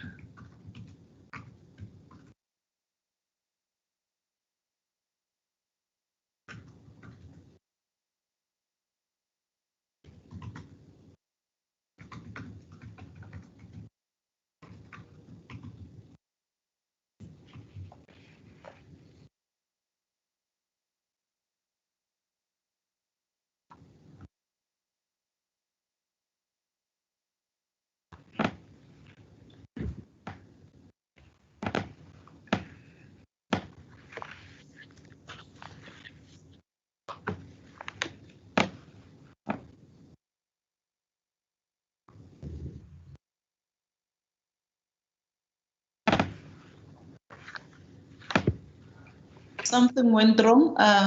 That's why I was kicked out of the meeting. Okay, we can proceed. My lady, You also had a problem. No, can you hear me? Yes, I can. Thank you. I just wanted to make sure that I was audible. This. Ms. Sanello, have you read paragraph 5? I have read it, Council. The first bullet point, well, before I get to that, these were concerns that were raised to the Mental Health Directorate by Life Esidimeni regarding the termination project.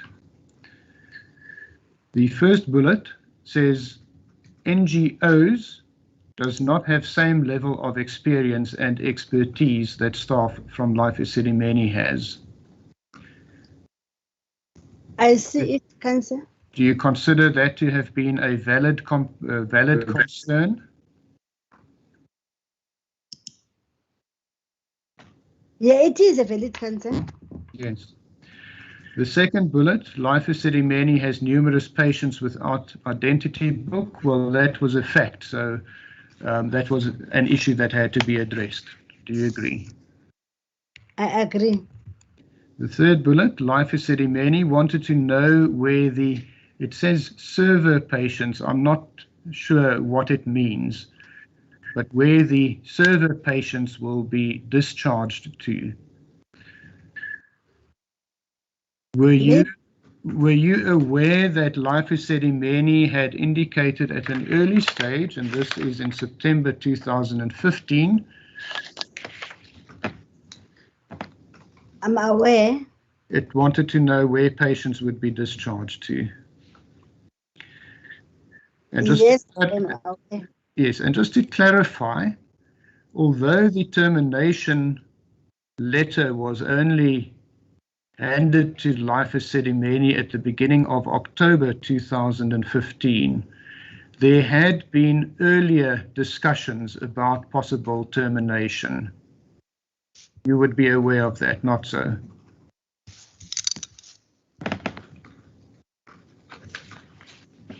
If you can't remember, then you can just say you can't remember. I can't hear you. What I said, Ms. Sanello, is that although the termination letter was only given to Life Esidimeni at the beginning of October 2015, there had been earlier discussions, ongoing discussions, about the possible termination of the agreement. Would you agree with that? Yes, I do agree with you, Council. Yes. Ms. Sanello, I must apologize. I didn't ask you the specific question. Can you now recall whether you were present at this meeting or not? No, I don't remember being in this meeting, but the concerns were raised regularly. Right. And the next bullet point, Life Esidimeni claimed that 60% of their patients are undischargeable. So that is also something that was raised with the Mental Health Directorate and that the Directorate was aware of. You would agree? I would agree. Thank you.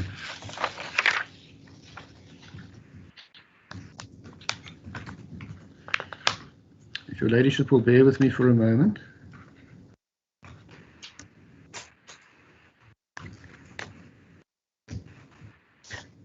Thank you, my lady. Yes. Ms. Sanello, just going back to the third bullet, Life Esidimeni wanted to know where the server patients will be discharged to. When discharge of a mental health care user is considered, would you agree it is important to know where that user will be discharged to? Yes, it is important. And one cannot even start preparing for a discharge until such time as one knows where a user is going to be discharged to and what the admission criteria of that facility is or are. Would you agree? I would agree, but as we have mentioned, my version would be, as we have mentioned, that there were numerous meetings with Life Esidimeni before the actual letter was sent. And they were actually doing the process of transferring to NGOs and transferring some patients to hospitals if they cannot manage them. So they knew they had a list of NGOs where, because we had existing NGOs even prior to this LE project termination, they had a list and they usually have been transferring patients. Yes. That's my comment. Yes, you are quite right. But I fail to see the relevance of that in the context of the termination project. Because whereas Life Esidimeni did have experience with various NGOs with which they had dealt over numerous years, there was no indication that the users would be discharged to those NGOs. Not so. I'm not sure how to answer this, but based on the strategic plan of 2014 to 2020, which was shared with Life Esidimeni, the expectation was that they reduce their birth by 200 every year. So the process they were following of decanting, it would be a continuation in the LE termination project, though termination project will be in big numbers because now it's only expected for a certain period, which is shorter. Yes, Ms. Sanello. My submission is, and what my argument will be to this court if it becomes necessary, is that your comparison is invalid. Because there is a vast difference between discharging users to a known entity, a known NGO, in the normal discharge process, as we have dealt with earlier, with increasingly longer leaves of absence, compared to the process that was followed in the termination project. You would agree that they are completely different.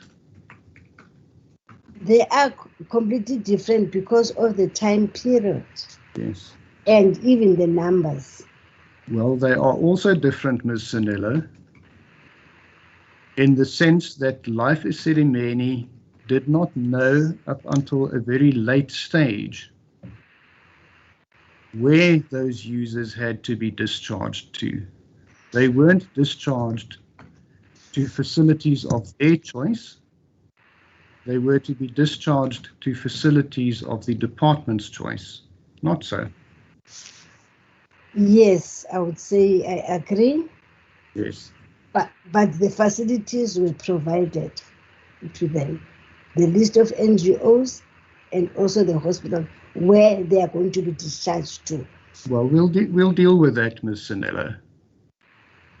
But let's get a picture that is objective and correct. And let's not muddy the waters by referring to one process when we are dealing with a different process. Okay. Just so that we can keep things as brief and to the point as possible. Did you, when you were listening to evidence in these proceedings, did you listen to the evidence of Mr. Mosenogi? Not all, but I did some of them. Right. Maybe you would have heard that Mr. Mosenogi agreed that the service level agreement between Life Esidimeni and the Gauteng Department of Health did not address the process to be followed in the termination process. Did you hear him say that? Yes, I did hear him saying that. But I don't know the nitty-gritties of the service level agreement, as I was not allocated to support Life Esidimeni. Ms. Sanello, if I may ask you, with her ladyship's leave, just limit your answers to the question that is asked. Then we'll make progress quicker. Will you do that, please? Okay, thank you. Thank you. Well, Mr. Mosenogi further confirmed that the project was the Gauteng Department of Health's project. It was not Life Esidimeni's project. You would agree with that as well? Yes, I would agree. Yes.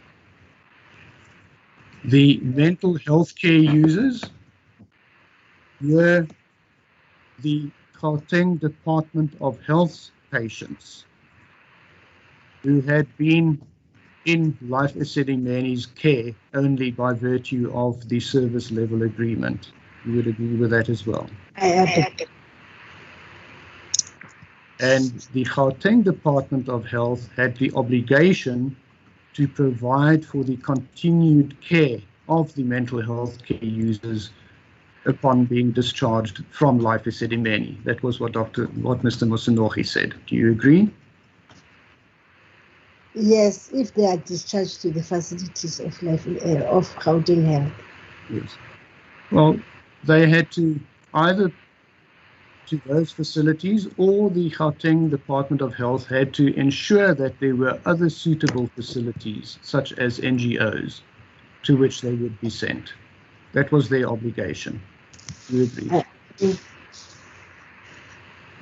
And the further aspects that Mr. Mosenogi agreed with was that the Gauteng Department of Health had to take the lead and advise Life Esidimeni of the steps and plan that was to be followed. I agree. In other words, the department had to set the timetable, which had to be realistic. You would agree? I agree. It had to decide on which mental health care users had to be discharged. You would also agree? I would agree after they have been assessed. Yes, obviously. And they also had to indicate when, with regard to a specific date, and where to they were to be discharged. Those were obligations of the department, you will agree. I would agree. Thank you.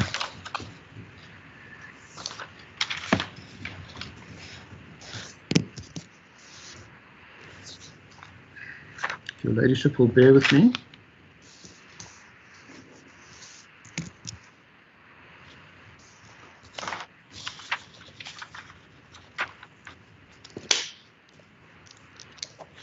Thank you, my lady. And that process, which I have described now, that the department had to take the lead and decide on dates and receiving facilities and so forth, that had to be set out in a decanting plan. Is that correct? That is correct. The decanting plan had to be prepared by the department and provided to Life Esidimeni. You would also agree with that? I agree. Council.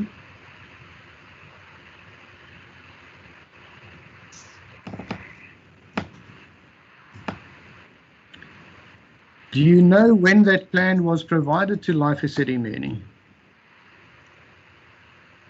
I don't have specifics, but I know that there was a decanting plan, but it didn't specify as you have outlined. Yes. And yes. The only thing which was mostly specified was that this number of patients at Waverley must be out by the 31st, yes, according to the decanting plan. Yes. Ms. Sinella, you are quite right. If I may refer you to page 1243 on case lines.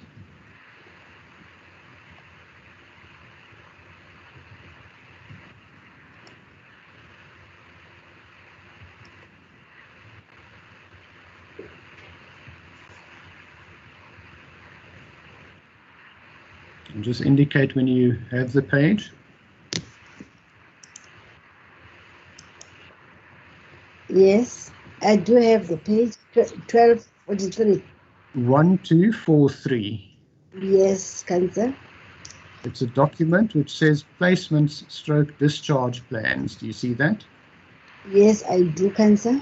We were informed by Dr. Manamela's counsel that this was the decanting plan, and it was sent to Life Esidimeni on 27 April 2016.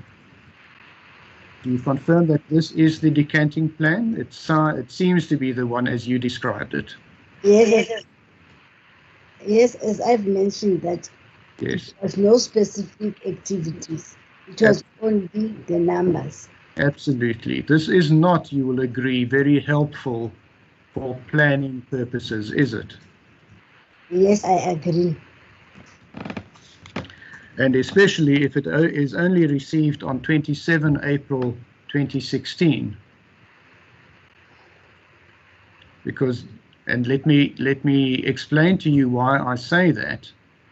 If we go down the left-hand column, we see weeks 1 to 7. Week 7 was 13 to 17 June. Do you see that? Yes, I see it. So the plan was intended to be implemented between 27 April, when Life Esidimeni received this document, well, not this document, but the plan, and 17 June. That is about 6 weeks, if I am not mistaken. Yes, I agree. That is totally unrealistic, is it not? It is not, it's realistic. Yes. And then weeks 8 and 9 from 20 to 30 June would have been visits to NGOs for follow-up purposes, as already testified you did. I agree. And with this, not knowing which facility or facilities users had to be transferred to, it is very difficult to start planning, not so? It is difficult to plan. Yes. Ms. Sanello, apart from these difficulties, you will also be aware, I'm sure, that after the termination letter was provided to Life Esidimeni in October 2015, that there was correspondence between Life Esidimeni and the Gauteng Department of Health related, amongst other things, to the preparation of a document in which particulars of the users would be set out, which was intended for planning purposes by the department. Are you aware of that? I'm not aware of that, except the place, the street which we're talking about, which was prepared by Life Esidimeni. I'm not aware of any other.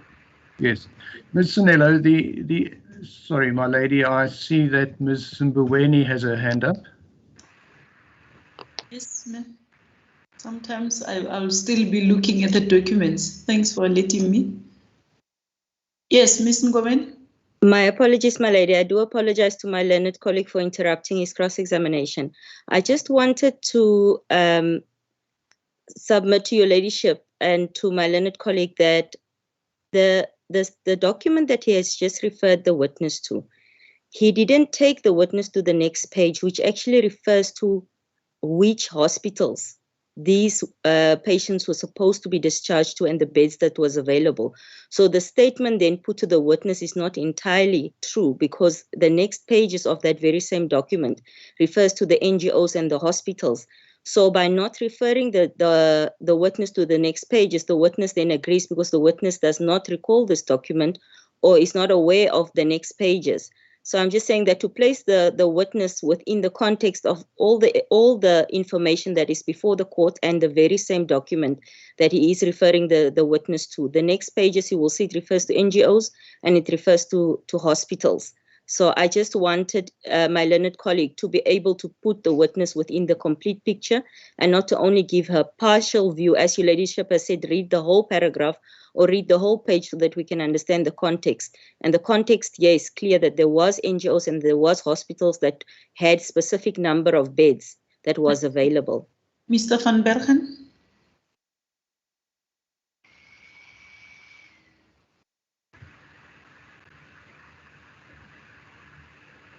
Is he there, Mr. Van Bergen? What happened?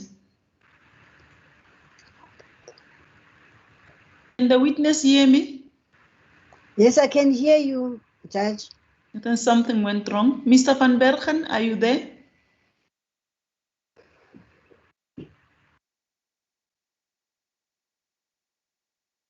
Can one of the colleagues check what's happening with Mr. Van Bergen? Irene, you can also do the same if you can.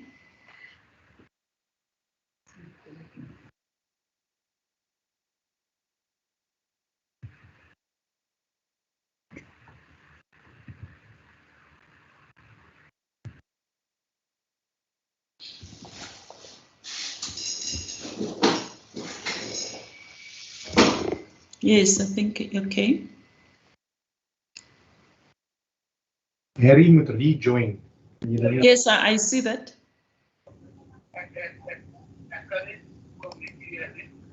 Thank you, my lady. Can you see me now?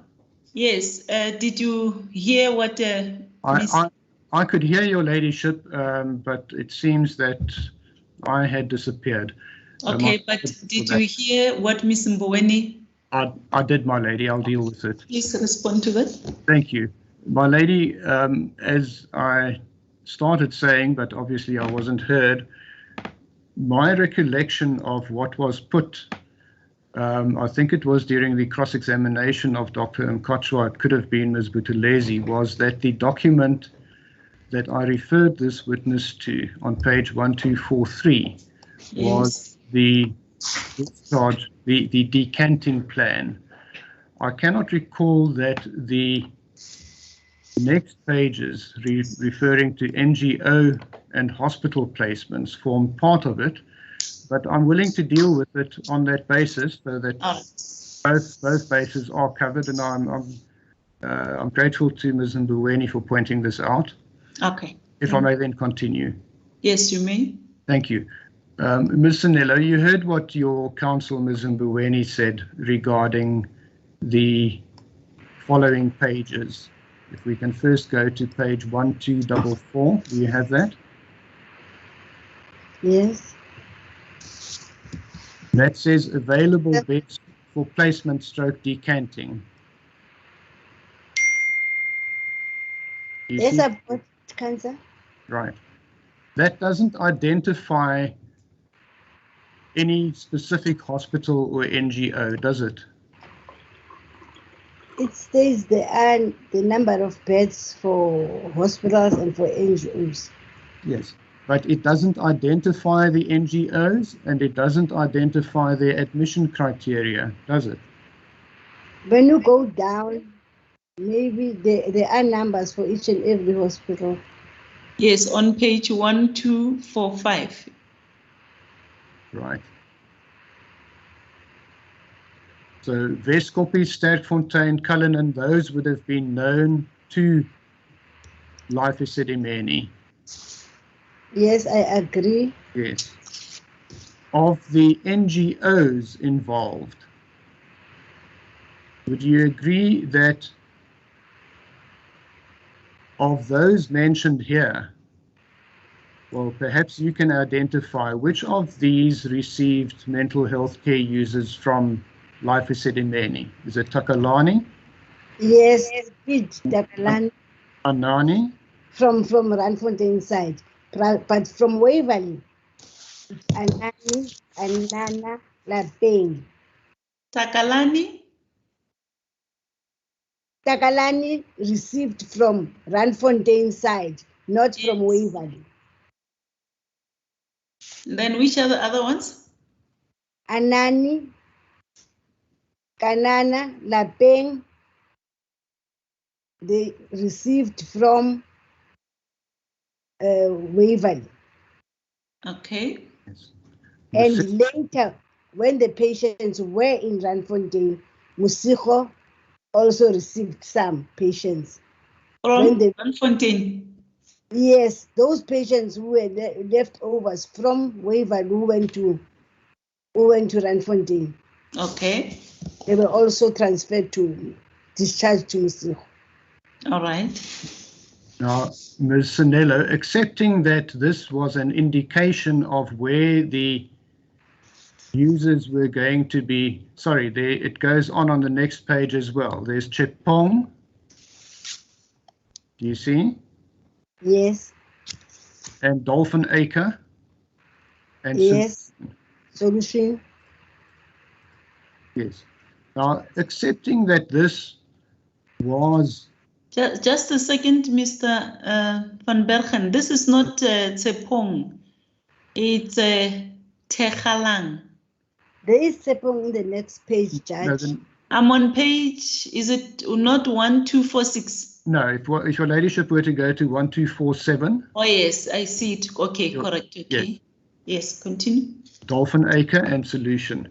Now, Ms. Sinello, if one were to accept, and I do it provisionally at this stage, that this formed part of what was provided to Life Esidimeni, you would agree that there were a large number of other NGOs eventually involved, which are not on this list. I agree, Council. And equally, there's no indication, and there was no indication to Life Esidimeni that they should start making preparation to discharge users to the institutions mentioned here. Would you accept that? I would disagree, Council, because... On what basis do you disagree? Dr. Manamela has indicated that he has indicated to Life Esidimeni to start with transferring patients to these NGOs. Where did she do that? I wouldn't know exactly, but in the Monday meetings, it was explained that they've been given a decanting plan and they have been requested to start with the process. Ms. Sinello, it is important, if you are going to say that such an instruction was given, that you advise us when it was done and in what format it was done. As I've indicated, Council, it was in one of our meetings. Then maybe when Dr. Manamela, who gave us the feedback, comes to testify, she can maybe testify to that effect. Yes, we'll deal with it at that stage. At this stage, it's hearsay evidence on your part. It's something that somebody else told you. Do you agree? Yes, but I've been testifying that we were discussing issues in the Monday morning meeting. Yes. Ms. Sinello, it will also, and I'll deal with that when Dr. Manamela testifies, that there was regular correspondence between the department and department officials and Life Esidimeni officials with regard to preparation for discharge from as early as October 2015. Are you aware of that? Can you come again? I don't get the question. What I'm putting to you, and I'm asking if you have knowledge of it, is that from as early as October 2015, there was regular communication between Life Esidimeni officials and Gauteng Department of Health officials regarding the implementation and planning for the discharge of mental health care users in terms of the termination project. There were meetings, regular meetings with Life Esidimeni staff and the Mental Health Directorate, yes, in connection regarding the termination of the contract, and they were requested to start with the discharging of users, those they have identified as suitable for NGOs or for hospitals? Yes. Ms. Sanello, that was not my question. My question was whether you are aware of regular communications, specifically email communications, between the respective parties. If there were communication, it was the communication between Dr. Manamela, which he could share with us. But the question is, were you aware? If not, no. If yes, yes. There was communication, I was aware. Okay. Thank you. And just before you proceed, I'm going to ask you, Ms. Senello, just listen to the question attentively. Your evidence is already on record, and then where the question needs a yes answer or a no answer, you just say yes or no. If counsel need an explanation, they will say to you, explain further. Because now you're giving more details while the question just needs a yes or no. And if you don't agree with the statement that he's putting to you to say someone's evidence was this, you say, I disagree. Then if he wants to know why, then you explain. Will that be in order? That is in order, Judge. Okay, thank you. You, my lady. Yes. Ms. Sanello, and amongst this email communication was the provision by Life Esidimeni of information in a spreadsheet form regarding the users at the various Life Esidimeni facilities, inclusive of, amongst others, their mental or psychiatric diagnosis, comorbidities, their functionality, their level of dependence, and as regards level of dependence, whether the dependence could be provided or support for the dependence needed provision by care workers or professional staff. Are you aware that such information was provided to the Gauteng Department of Health? Yes, I agree. I'm quite aware. And that the Department of Health then used that information, added other specifics that they required to be addressed, and that the end result of that process was a spreadsheet such as the one which we have identified earlier. I was not aware of the input of the department. Yes. It was a combined process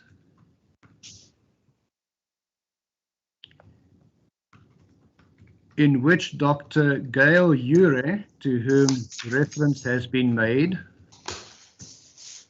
was only peripherally involved.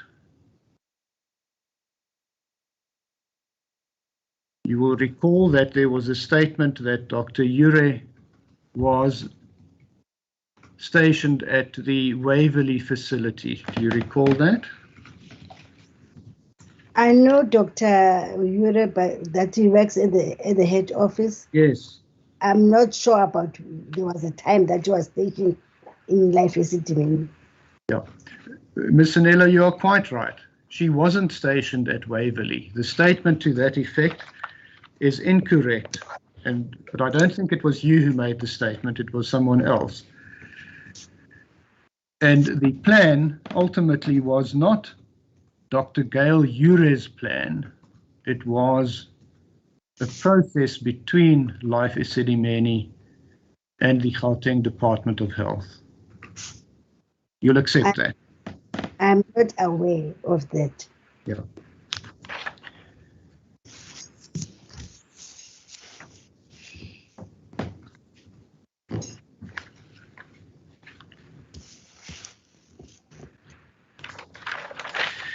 Now,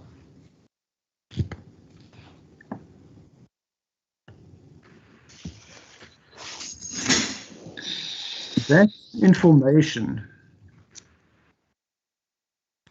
the initial information or plan, was sent to Dr. Manamela already in February 2016. Are you aware of that? I'm not aware of the time frames. When was it sent to her? Okay. Now, you testified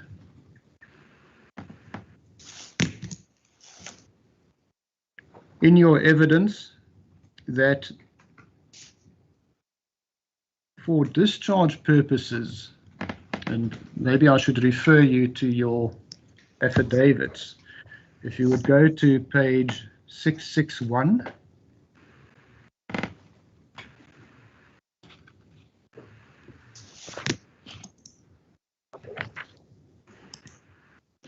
That is just to identify, that is Exhibit G1, your first affidavit that you made. You see that? And Yes, if you'll go to the next page, page 662.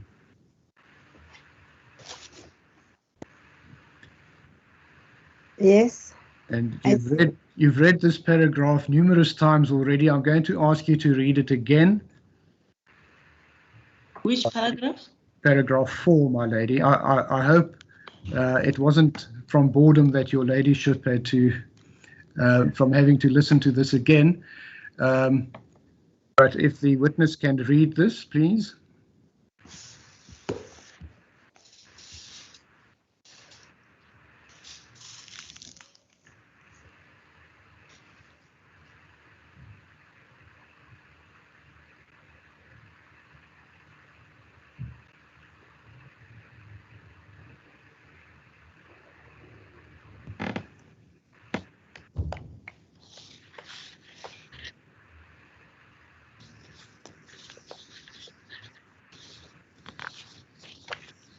I have read the paragraph, Council.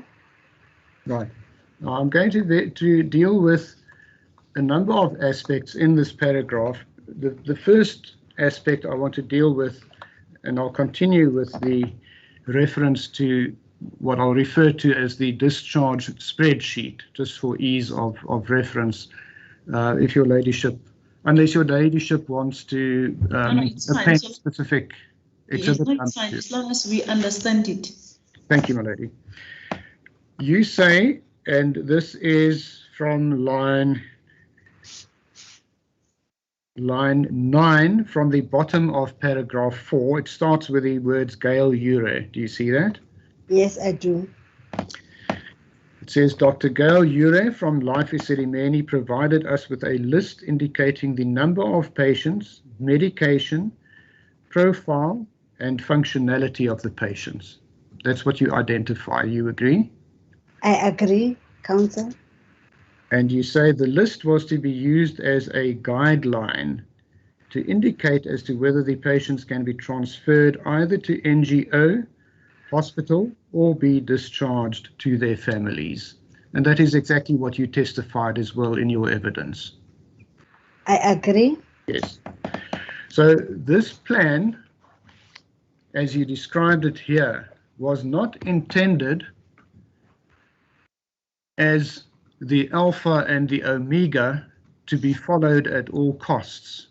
It was a guideline to give an indication of the nature of the conditions that the various patients suffered from and the severity with which it impacted on them. You agree?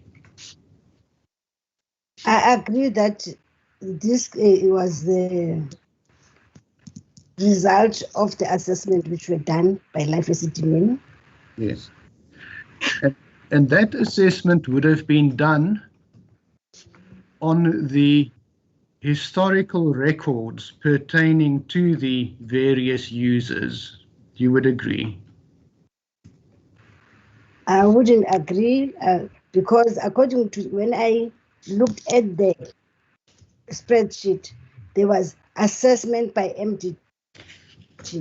We'll get to that. We'll get to that assessment were done by the multidisciplinary team of waiver.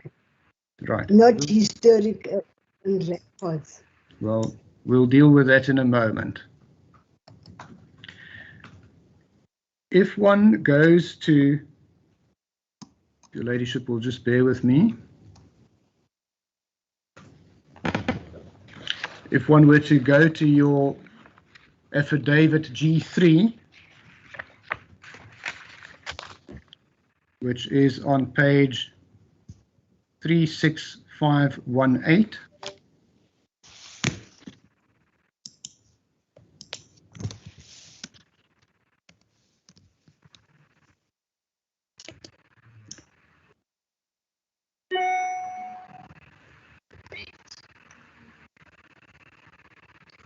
Paragraph 13. That's the one that we looked at earlier.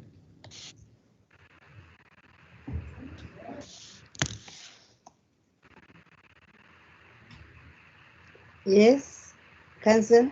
You once again say, Dr. Gail Ure from the Waverley facility provided Lenkwani and me with a list indicating the number of MHCUs, their medication profiles and levels of functionality.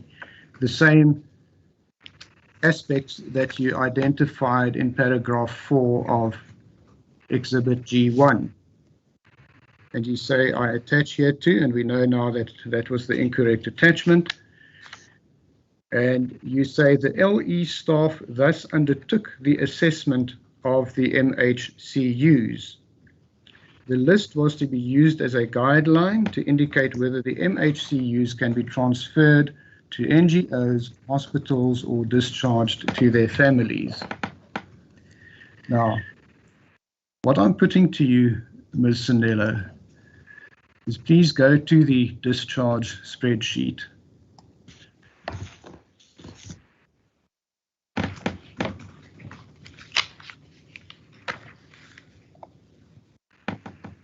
Yes, I am in the That is page.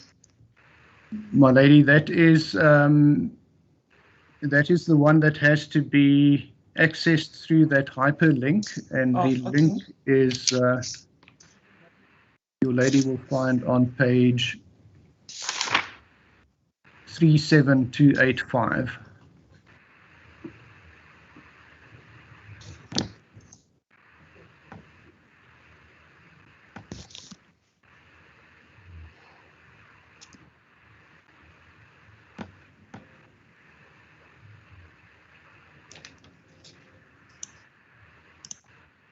Yes. Do you have it, Ms. Sanello? I do have it, Council. Right. Now, you say, and let's use paragraph 4 on page 662. You say the list indicated the number of patients, and we've got the numbers in the left-hand column, starting from Chepo Lekalaka as number 1. This is the Waverley Care Centre list, and it goes through to Nkosana Motahane as number 615. Do you agree? I agree. You then say medication. Well, it also, of course, provides the name, first names and surname. It provides the address. You agree? I do agree, Council. Where such address is known. You'll see, for example, numbers 15 and 16, the address is not known. Yes, Council. It then mentions the district in which the address falls, contact phone number where available, and as we addressed early on in your cross-examination, because a large number of these patients were abandoned, that information just simply wasn't available. You would agree? I would agree, Council. It identifies the patient's gender, the date of admission, the duration of stay, the identity number where available, the date of birth,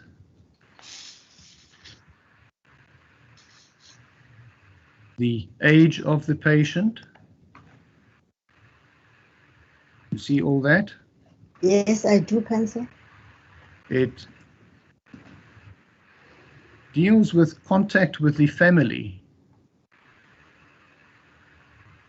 And you will note that for the majority of them, there was either no contact or poor contact. Would you agree? I would agree. It says what the functional or physical disability was. For example, the first line, blind, no speech. Whether there was a comorbid medical illness. Do you see? Yes, I do, Councillor. Then the primary psychiatric diagnosis. And if one scrolls down, one will see, and I'm not going to identify the patient, but schizophrenia. And then the next column is other psychiatric diagnosis, including intellectual disability or substance abuse. And it seems there was a large number of these users who had profound intellectual disability. You would agree? I would agree, Councillor. And then it deals with the medication that the patient received, whether, and I'm not sure, I must confess, can you perhaps explain what does EML mean? It's the psychotic drugs which are on the essential drug list. Thank you. And So then it's a psychotic drug. There are psychotropic drugs which are on the essential drug list. Oh, okay. So it seems it makes provision for psychotropic medication that was on the essential medicines list. I assume that's what EML is. And then also if it is not on that list. Yes. Yes. And then whether the patient was a forensic patient previously. Yeah. Can you explain to her ladyship what a forensic patient is? A forensic patient is a patient who's been maybe admitted at Sterkfontein or Vescopis, and he has committed a crime. Right. And it was they are called SPs, state patients. Yes. So that's where there was a criminal background. And then it sets out the level of functioning, whether the user was fully dependent or independent, and if dependent, whether such user was dependent on professional staff or dependent on caregivers or both. Yes. Now, what I put to you initially was that the information on this list, up to where we have come now, that would mainly be historical information. You would agree? I would agree on that one. That is information from. Yes. Yeah. And because these were stable, chronic mental health care users, one could expect that these long-standing conditions would continue to persist. They were not amenable to cure, were they? I would agree. Yes. And that brings one to the next issue, and that is the column dealing with assessment by treating MDT. Yes, My lady, I see it is 12:57. It will be an issue that will take some time, so if I may suggest that the lunch adjournment be taken at this point. Okay.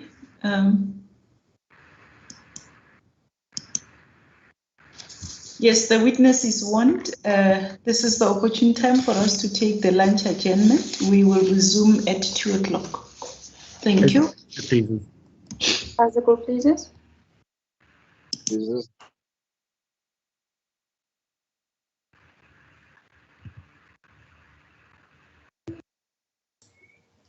May it please the court,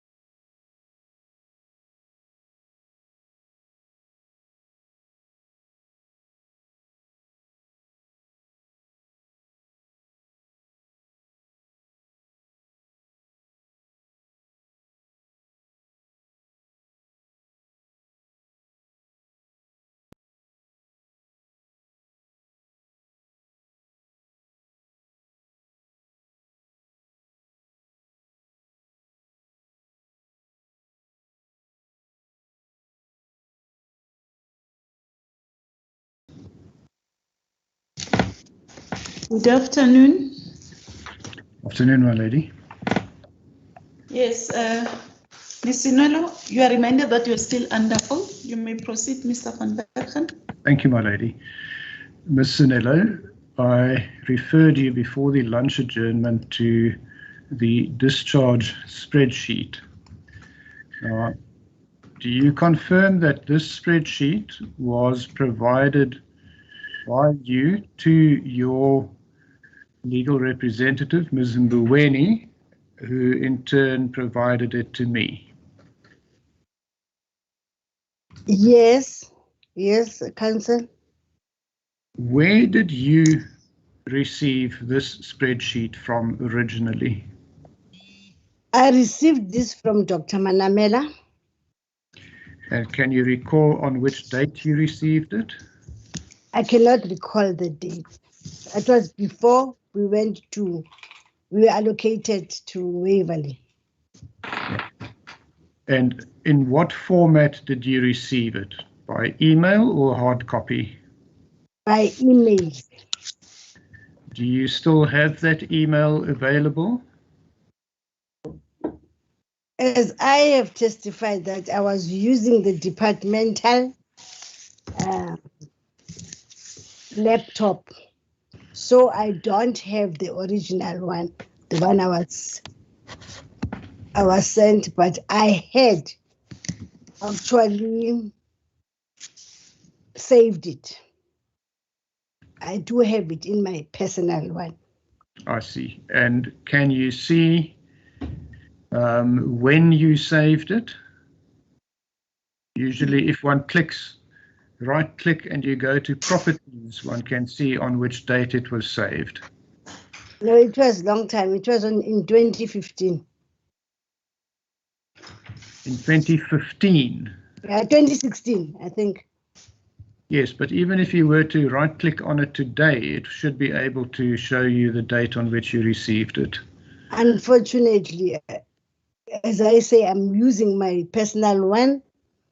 I'm not sure how to do that in my personal one. Yes, well, we may explore that a bit further. Mr. Nello, is it your version that this is the very spreadsheet that you used at Waverley? Yes, this is the spreadsheet I used at Waverley Cancer. Now, you will note, if I may refer you back to your affidavit G1, paragraph 662. The page 662 is the page number. Indeed, my lady. Paragraph 4.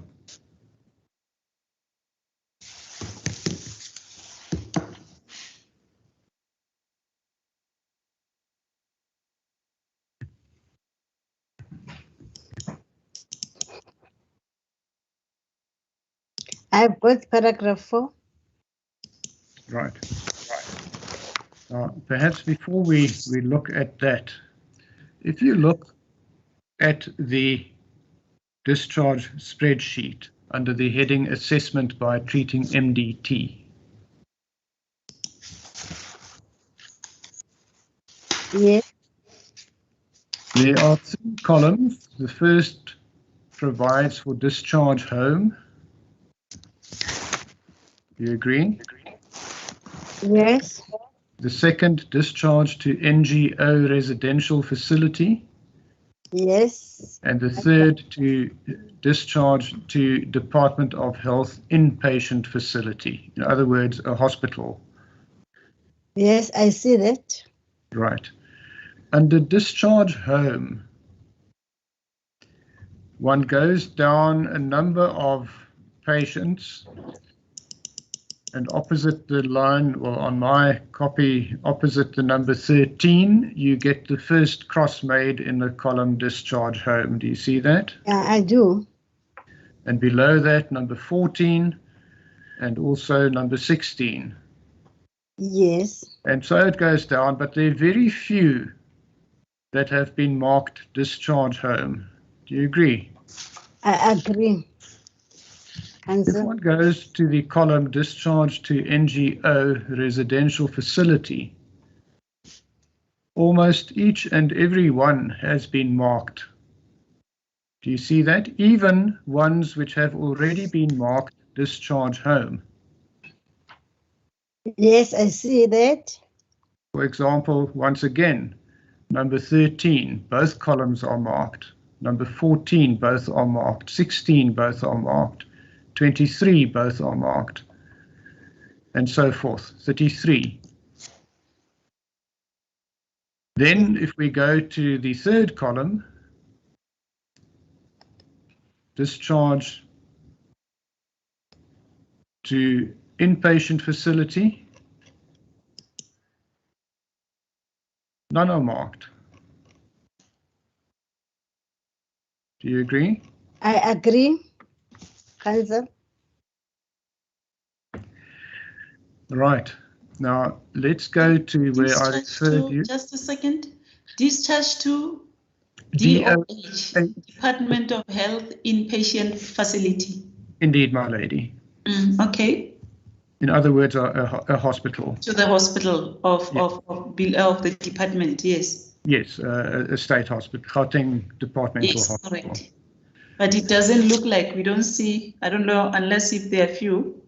As I scroll down, I don't see. My lady, I'll just make sure that I didn't miss when I looked the last couple of times, but no, I don't see any cross. Yes, it looks like there was none. Yes. Yes. Now, Ms. Sanello, paragraph 4 on page 662 of your affidavit G1. In the same place I referred you to last time, the sentence starting Gail Euro. You said provided us with a list indicating the number of patients, medication, profile, and functionality of the patients. Do you see that? Yes, I do see that. Answer. You don't say that there was also an indication of where the users had to be discharged to. You see, it's absent. You don't mention it. Yeah, but in other affidavit, I think I have also mentioned it. We'll get to that, Ms. Sanello. I want your confirmation that you didn't mention it here. Yes, I didn't mention it in the first statement. Yes, that's the first affidavit. Now let's go to your second affidavit, G3.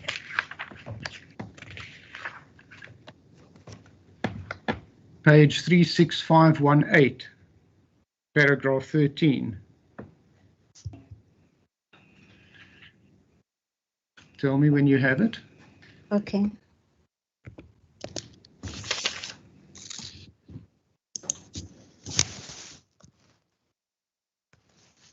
Yes, I've got it. Sir. Yes, you'll see you say exactly the same.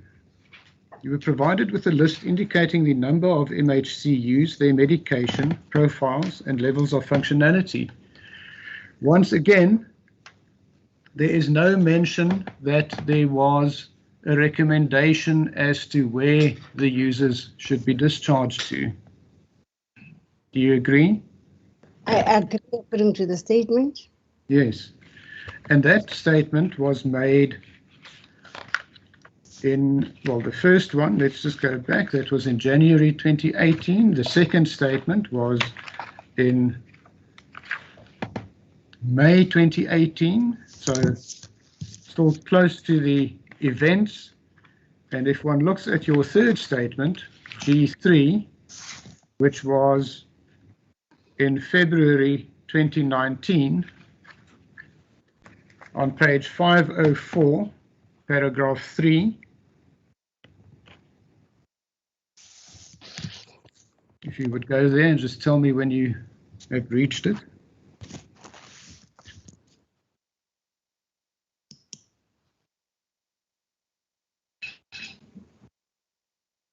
Paragraph 3.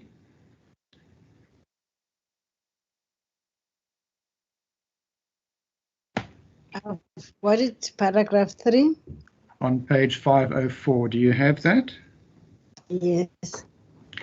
Now, you're welcome to read the whole paragraph, but I'm going to refer you specifically, and let me just make sure, to line 12. But you are welcome to read the whole paragraph, Mrs. Sanella, if you could read from line 12 onwards, and just let me know when you finished reading.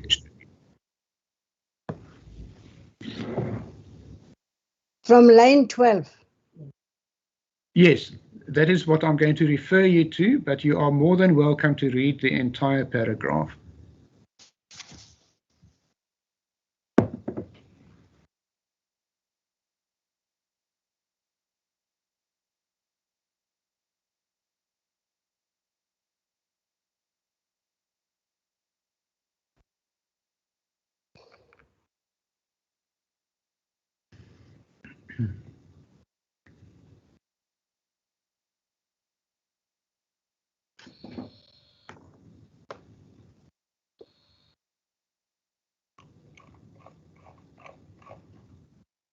I've went through the paragraph. Right. You say that there were about 601 users at that facility. Dr. Gail Ure from Life had prepared a name list of users on a spreadsheet with recommendations as to where the patients have to be discharged to. You see that? Yes, I do see that. That's the first mention you've made of any recommendation that was made. You would agree? Yes, I would agree. Now, I'm instructed that no such recommendation was made. And in fact, if you look at what you say, there were about 601 users at that facility. That doesn't correlate with the spreadsheet that you have provided. This one has 615 users on it. Do you see? Yes, I see that. Can Yes. I explain? Well, before you explain, I just want to clarify. At the time you made these statements, you had this spreadsheet on your computer, did you not? Yes, I did. So you could have checked. Or did you have a different spreadsheet? No, I did not have a different spreadsheet. Right. So there is that peculiarity that you refer to a spreadsheet with about 601 users, but there are 615. You wanted to explain something? Yes, I would like to explain this. The 601 is not, I didn't say it was in the spreadsheet, according to the spreadsheet. There were 601, if it, according to this statement, when I started in the statement, I've stated that I was asked to go and check how many patients were there physically, who were there, according to their records. Before we started, it was 601. At Waverley. At Waverley. So this 601 comes from there. It doesn't come from the spreadsheet. Yes. Okay. Now, Ms. Sanello. Just before you proceed, I'm sorry to interrupt you, Mr. As the court pleases. Yes, you had just put a statement to the witness that you are instructed that there was no such a recommendation made. Let the witness respond to that, please. Yes. Before you forget it. Thank you, my lady.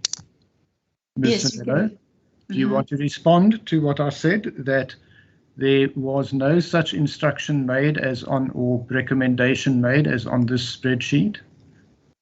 This spreadsheet was given to us after we have informed our supervisor that we, working at the provincial office, we are not able to assess patients because we are not working at Life Esidimeni.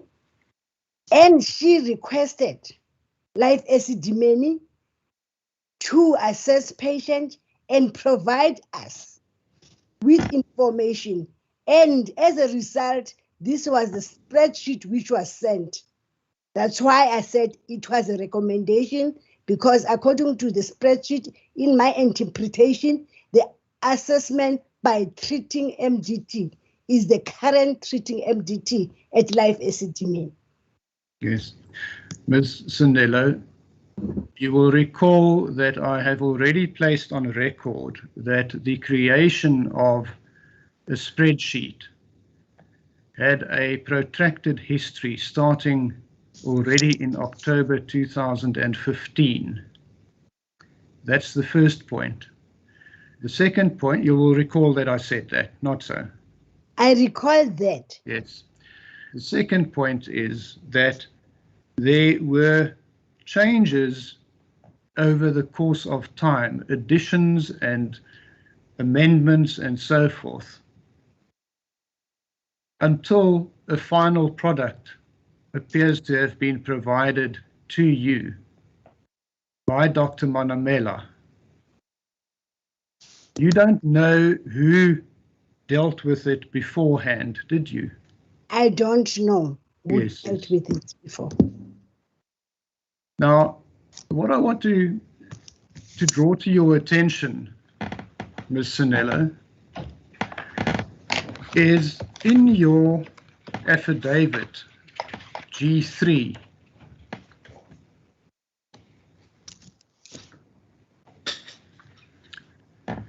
on page 36519,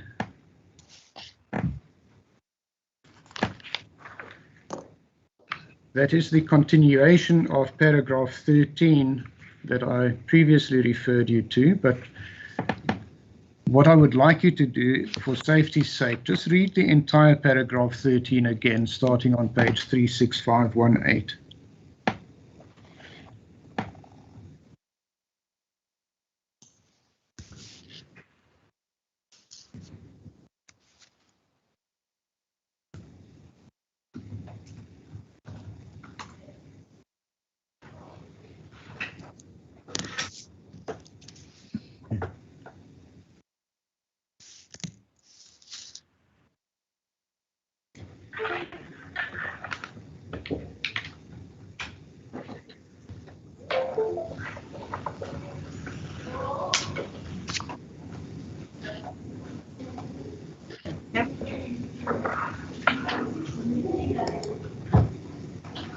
Have you finished reading it, Ms. Sanello? I'm still reading it, Council. All right, thank you.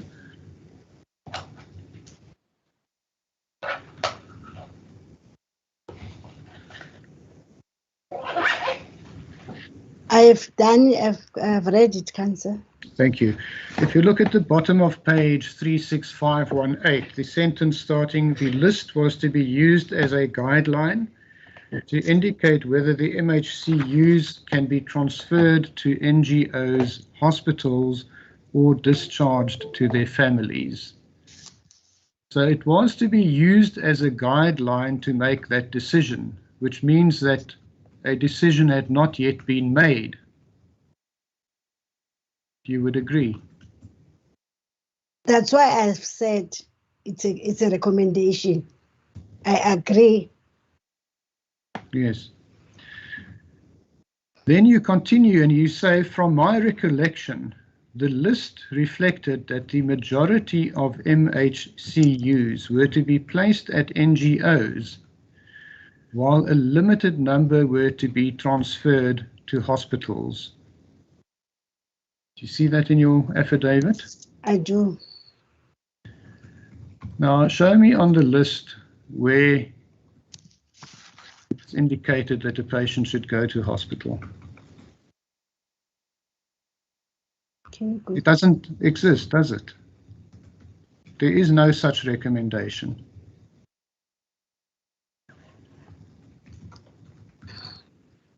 According to the list, if I look at it, there was no tick for hospitals. Yes, but my lady, Ms. Sandello, you say on oath, from my recollection, the list reflected that the majority of MHCUs were to be placed at NGOs, whilst a limited number were to be transferred to hospitals. That's your recollection of what you saw on the list. But the list doesn't show that.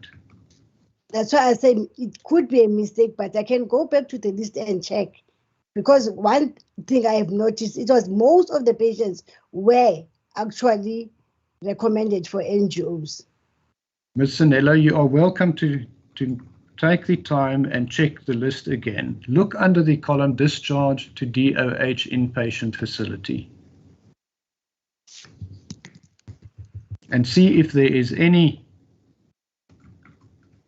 indication that any user was recommended on that list to go to hospital.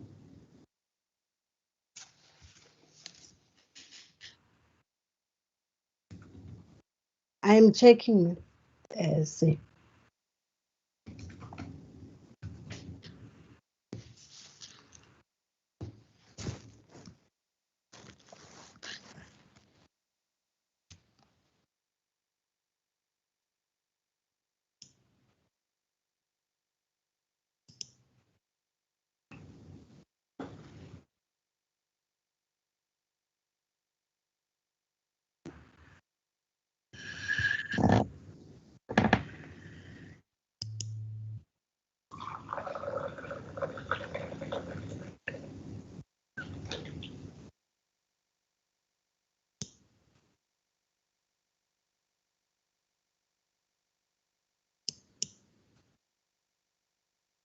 I have checked it. There was nothing. No one was recommended for hospital. Yes, so that doesn't correspond with what you say on oath. That's why I said it could have been an oversight on my side. An oversight in what regard, Ms. Sanello? By saying that there were people recommended to go to DOS. Ms. Sanello, but we know that there were people who went to hospital.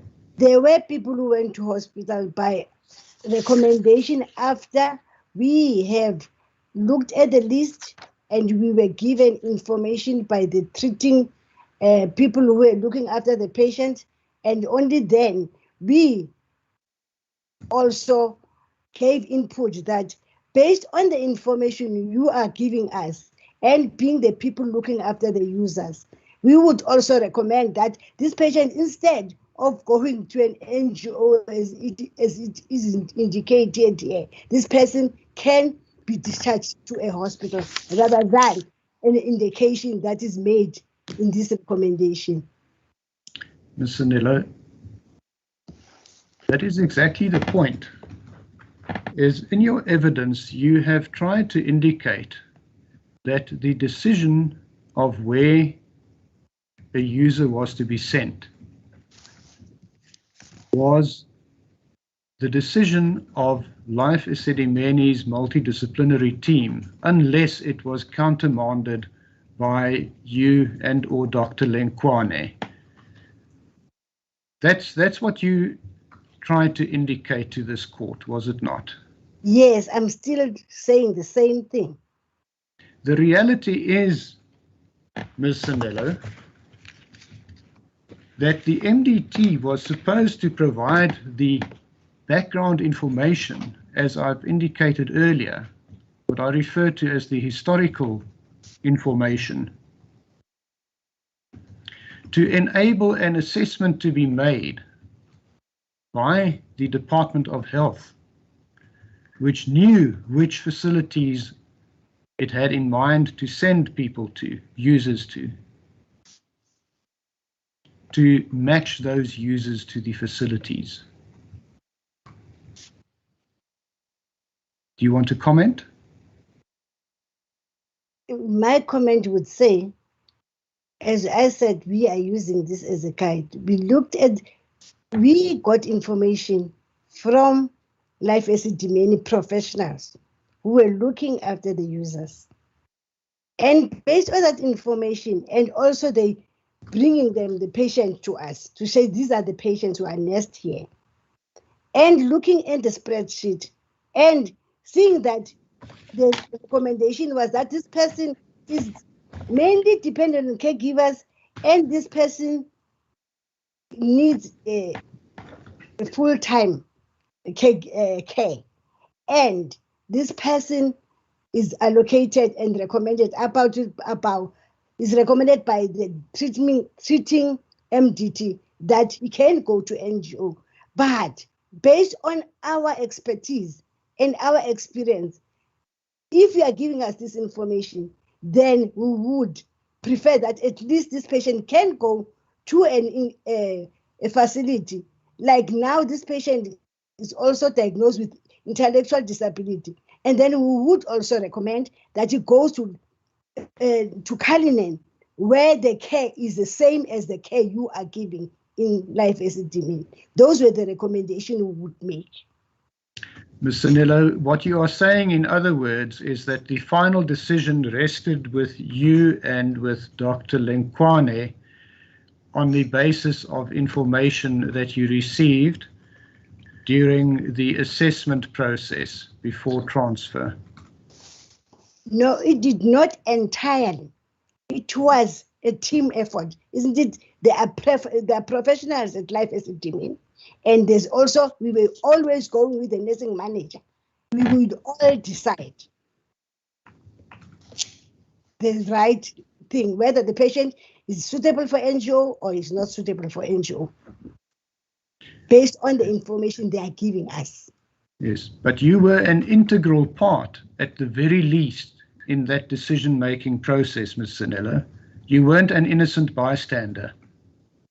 No, I was not an innocent bystander, because based on the information which was given, and we had to make a collective decision together with them.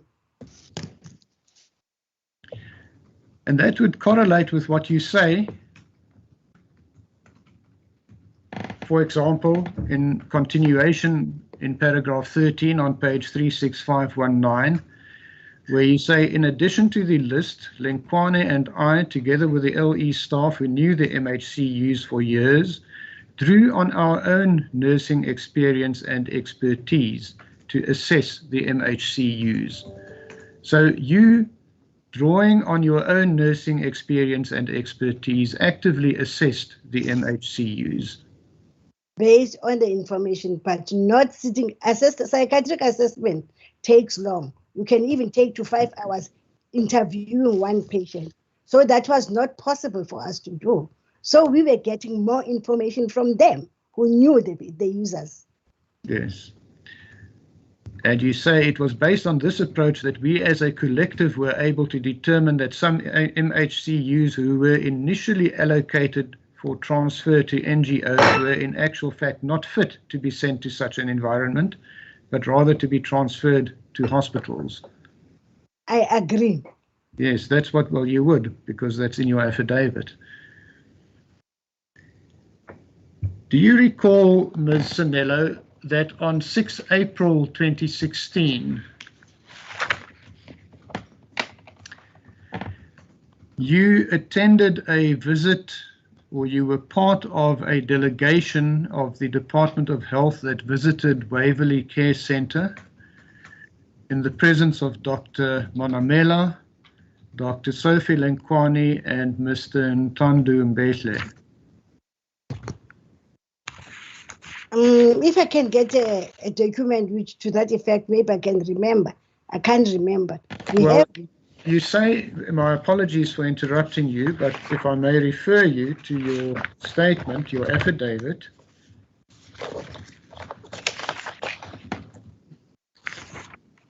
Let's just find the place. If you could go to G1, page 662.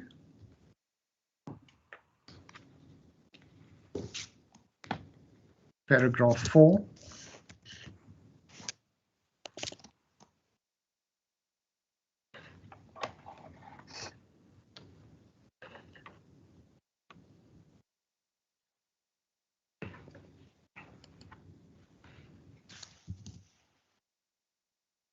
Yes. You will see that you say there were teams established to assist with the assessments of patients at Life Esidimeni after the departmental clinicians had objected to be sent to Life Esidimeni facilities for that purpose. On 6 April 2016, I was sent by Dr. Manamela to visit Waverley facility to check how many patients were placed there before being allocated to assist in facilitating transfer of users from Life Esidimeni.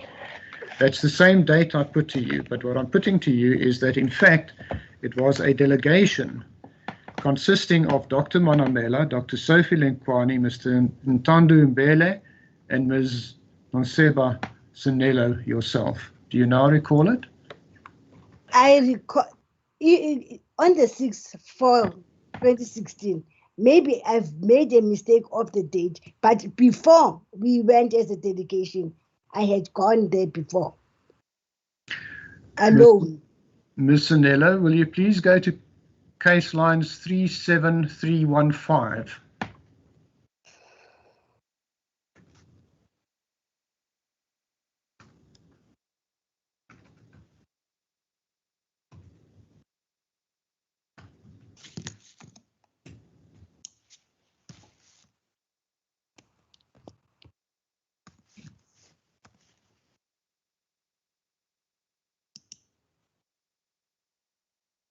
Do you have the page? I do have a page. This is a minute prepared by Waverley Care Centre. Feedback on Department of Health visit 6 April 2016. Present, Dr. Manamela, Dr. Sophie Lenkwani, Mr. Ntandu Mbele, and Ms. Nonseba Sinelo. Objectives of visit: to have a joint plan for care users decant to NGOs and areas of transfer. Secondly, to encourage teamwork. Do you see that? Yes, I do. Does this ring a bell now? No, it rings a bell, but that's why I said maybe in my statement I made a mistake by a date because I went there alone before the 6th of April. Yes. It seems that there may be more mistakes that have not come to light yet, Ms. Sinelo. Is that possible? Especially on the dates, say. Yes. Because it happened long time ago. Yeah. No, I understand that. It is a long time ago. If you go to page 37316,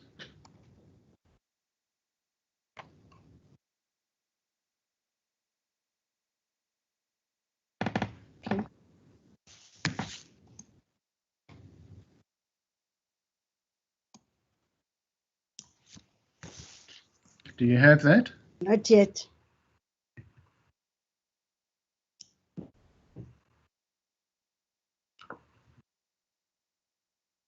I see there's a... You'll see it's an email from Dr. Manamela, dated 13 April 2016, 6:52 p.m. Do you see that? Yes, I do. And it's addressed to Mr. Mosinogi, to Dr. Mkochwa, and it's circulated amongst others to yourself as well. You will see in the last line of the CC'd persons, there's Lenkwani and then Sophie S and then Nonseba N. Sinelo and Hannah Jacobus. Do you see that?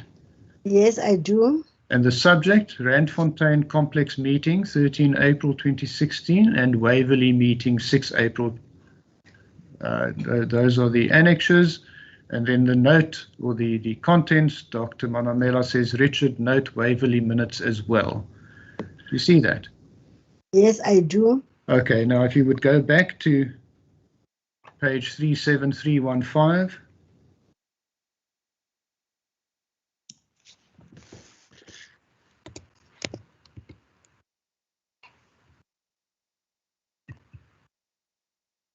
I'm back on the page. Thank you, Ms. Sinelo. You will see under the heading Plan, Item 1, care users to be assessed physically by Esidimeni doctor 48 hours before transfer. Do you note that?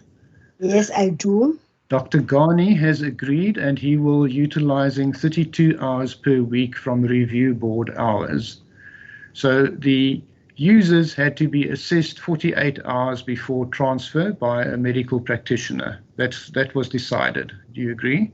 Yes, I do agree. And I'll deal a bit later with that aspect further, then if you look at item 4, Department of Health Mental Directorate staff will visit us being Life Esidimeni, because it's their minute, every Wednesday to identify and discuss care users to be transferred. Then list will be sent to the NGOs. Do you confirm that that was the process, that every Wednesday the Mental Directorate staff would visit and discuss which care users were to be transferred? Yes, I agree. Except it didn't always work that way. Sometimes, as you've already testified, there were last-minute changes. You agree? Yes, There yes, wasn't always this amount of warning beforehand. I agree, Council. Then 5, NGO fetch only, emphasized in capital letters, identified and agreed upon care users by Mental Directorate staff and Esidimeni staff. So it wasn't just an Esidimeni decision. The Mental Directorate staff had direct input and control. Do you agree that was the decision? Yes, we would give it. Yeah, it was a decision. Yes. Agree. Then 6, I think that is possibly the list that was incorrectly annexed as NCS 3. 6 says list of care users who are on ARVs to be sent to Department of Health, which will include the name of treatment, supplying hospital, and the next appointment date for mental, that's probably your mental director to make arrangement of ARV services. So that would be that document on page 36555. Yes, yes, I agree. That is the document. And then paragraph 8, decanting of care users to be done in a period of 12 weeks. But as we know, and as has been indicated earlier, the decanting plan, as it was called, was only sent almost 3 weeks later, on 27 April, which curtailed the time available. You would agree? I agree, Council. Now, just while I've referred to that decanting plan, you will recall that when I addressed it with you, Ms. Mbuweni said that there was more to it than I had referred you to. But would you please go to page 30861?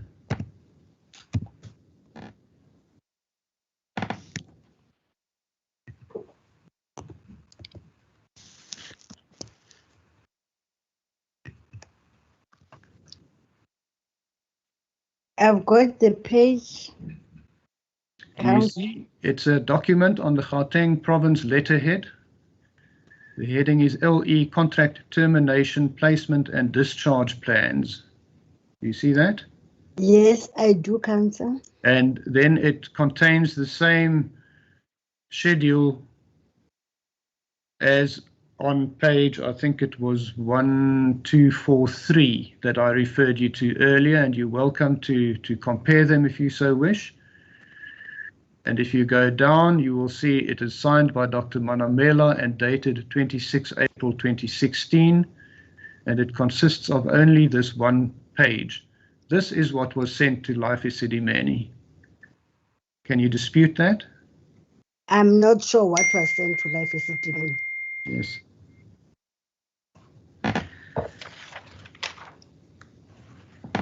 Right, if you would go back to the discharge spreadsheet.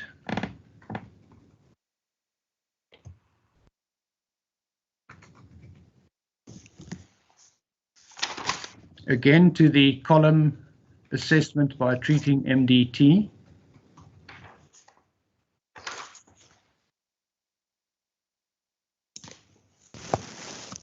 And tell me when you're there.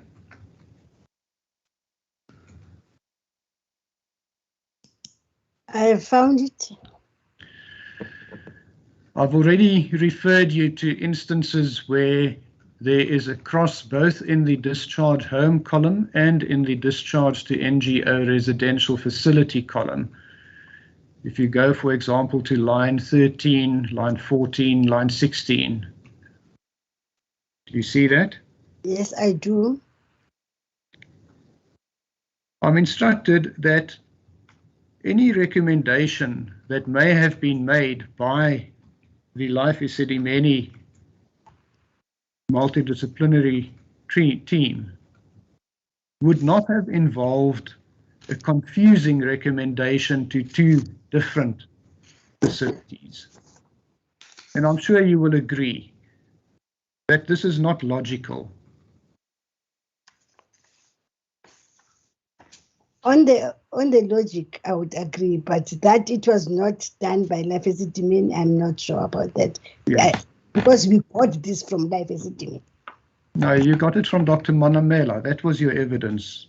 Yes, she said she got it from Life Esidimeni. Well, we'll hear from her personally in due course. But all you can say is that this is a document that was sent to you by Dr. Monamela. And on the face of it, it is illogical. It does not make sense. You would agree with that? The making sense is the thing of crossing twice. Yes. It makes sense in that sense, but yes. Other information, it does make sense. No, if I was unclear, I was still referring to this double recommendation of both discharge home and discharge to NGO residential facility. That does not make sense. You nodded your head. Are you in agreement with that? Yes, it doesn't make sense if yes. you cross two places. Yes. And as we've already seen, although you said that the document you looked at made provision for discharge to a hospital, this one doesn't. Okay, are we in agreement on that? Yes, it made provision in the column, even if it was not marked, but there was a provision. It makes provision, but there were none marked to go to hospital on this document. I agree on that. Yes, thank you. Ms. Sanello, if your ladyship will just afford me a moment, I just want to consult my notes.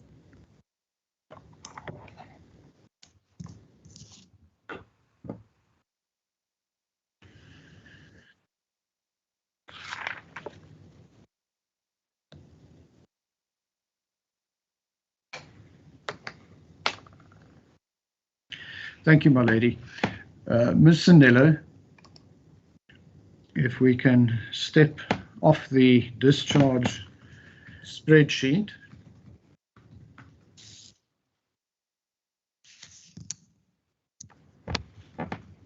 You will agree with me that the instruction both to Life Esidimeni and to the implementation team for the termination project was that all mental health care users in Life Esidimeni facilities, excluding Baneng, had to be discharged to other facilities.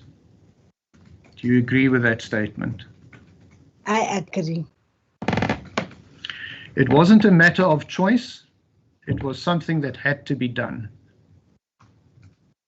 You would agree? I agree.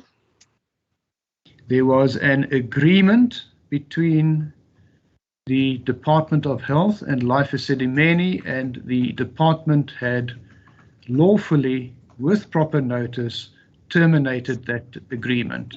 So Life Esidimeni had no choice but to discharge the users. You would agree?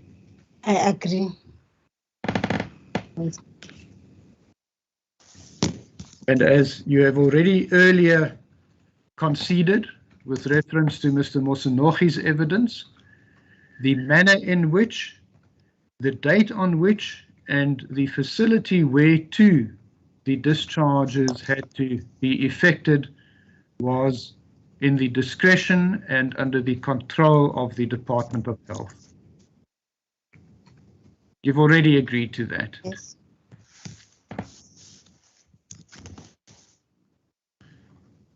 Now, I want to make a proposition to you, and I want to hear if you agree with me.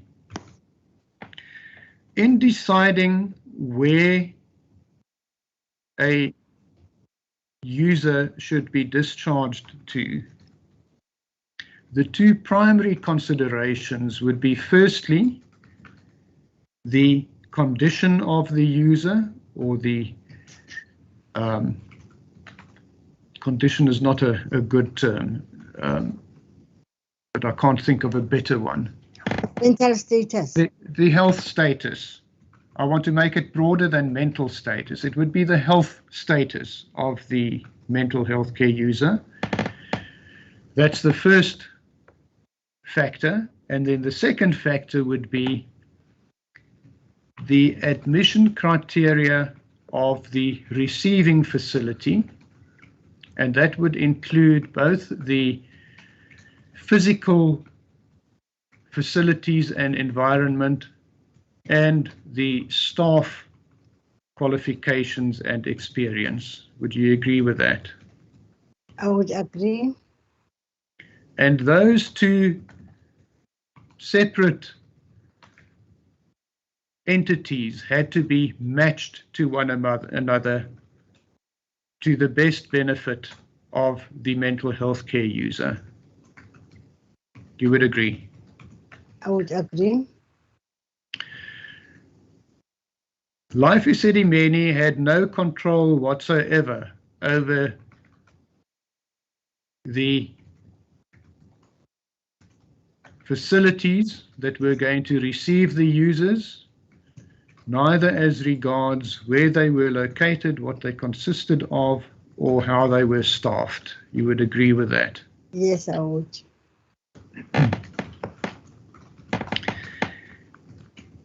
What Life Esidimeni could and did do was provide full information on the health status, and I'm going to qualify it initially by saying the historical health status of each user, as we've seen on the spreadsheet.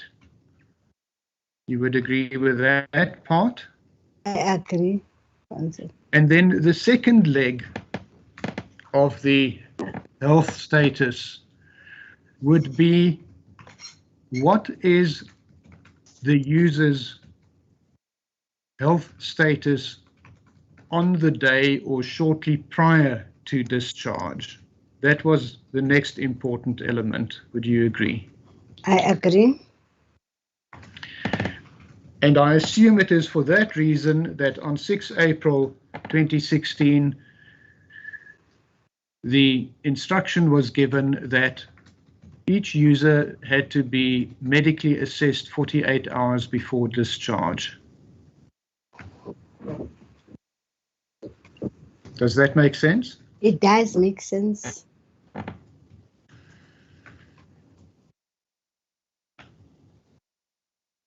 And the reason being, as was also put earlier this morning, that because of the nature of the patients admitted to Life Esidimeni facilities, there was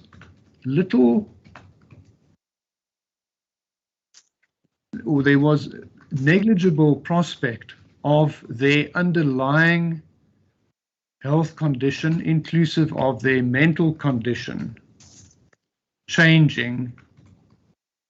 They were stable, chronic patients. You would agree? Yes, I would agree, Councillor. So the variable that was involved was whether there was some other possible problem, maybe flu. It was winter time, so it's natural that people do get sick. I'm sure you'll agree. Even in hospitals and health facilities, people do get sick. Not so? Yes, I agree, Councillor. And clarity had to be obtained whether, if there were any that were sick, well, firstly, if any were sick, and if so, whether the ailment that they had was of a nature that precluded discharge. You would agree? Yes, I would agree. Now, all of this obviously has to be seen against the background of Life Esidimeni having forewarned the Department of Health that 60%, approximately 60% of the users were not dischargeable. It would not be in their best interests to be discharged. You would agree that's a very important factor. Yes, that's what Life Esidimeni said. Yes. They were looking after the users. Yes, but despite that warning and that caution and that concern that was expressed, the Department of Health insisted that this project must be proceeded with. I agree. Yes. But on my personal capacity, I didn't have any decision making. Mrs. Sanello, please understand, I am not at any stage going to say that you were in a position to have turned this aircraft carrier around. It was just too big.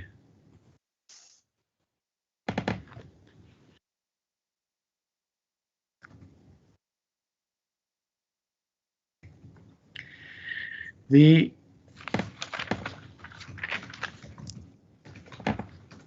Department of Health,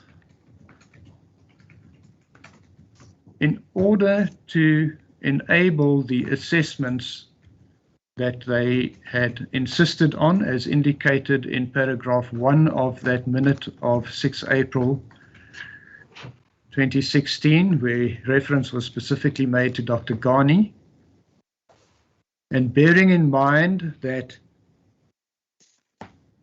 the time within which everything had to be done had now shrunk to what was said in that minute, 12 weeks, but actually ultimately transpired to be considerably less than that. The Department of Health then appointed 2 doctors, one at Waverley and one at the Randfontein Rand West complex, to do the 48-hour assessments. Is that correct? I'm not aware of the doctors who were employed. I know that Dr. Ghani was doing physical examination in Waverley. Yes. If you would, if your ladyship would bear with me for a moment. Ms. Sanello, thank you, my lady. If you would go to page 34798.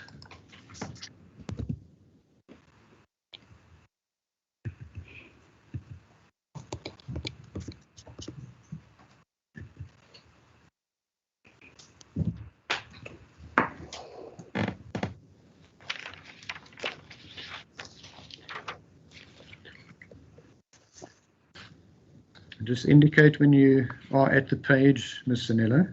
I'm at the page. You will see that it is your ladyship also on the relevant page? Thank you. You will see it is a letter on the Gauteng province letterhead. It is signed by Dr. Manamela. It is dated 2 April 2016. It's addressed to Dr. Ghani, Health Practitioner, Mental Health Review Board. Can you confirm that Dr. Ghani was at the time a member of the Mental Health Review Board, which is a board constituted under the Mental Health Care Act? Yes, I confirm. As I said, it's dated 2 April 2016. The heading, Reallocation at Waverley, Yourself. Purpose. The purpose of this document is to request your assistance and support in assessing patients at Waverley. Background, the department issued termination of contract with LE at the end of June 2015. It's actually incorrect. It was at the beginning of October 2015.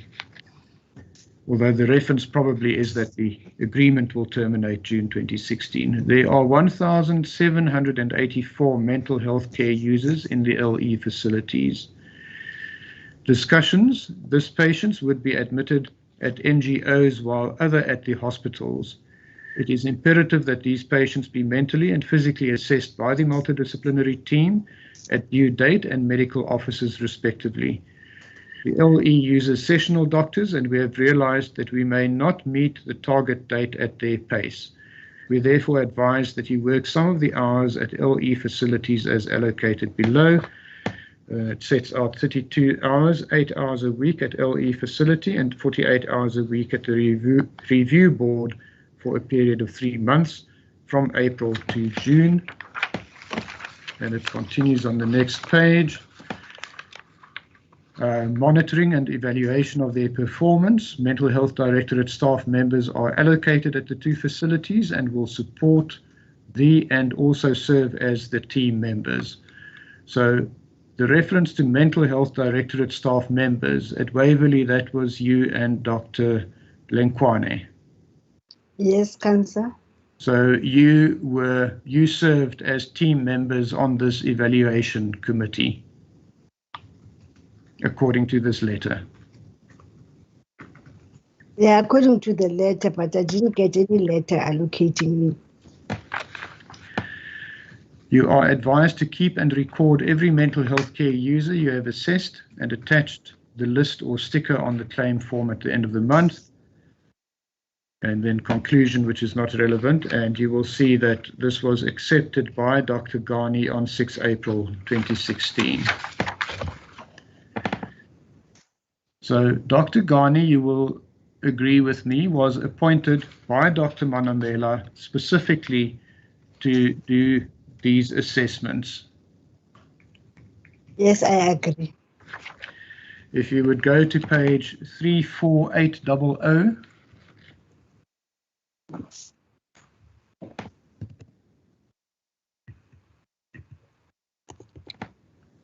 You will see it's an identical letter addressed to Dr. It says Wadala, W-A-D-A-L-L-A, but it's actually Dr. Wadvala, W-A-D-V-A-L-L-A. I'm not going to read it. You will see it's exactly the same format, but Dr. Wadvala was appointed at the Randfontein and West Rand complex. Do you agree with that? I do agree. Answer.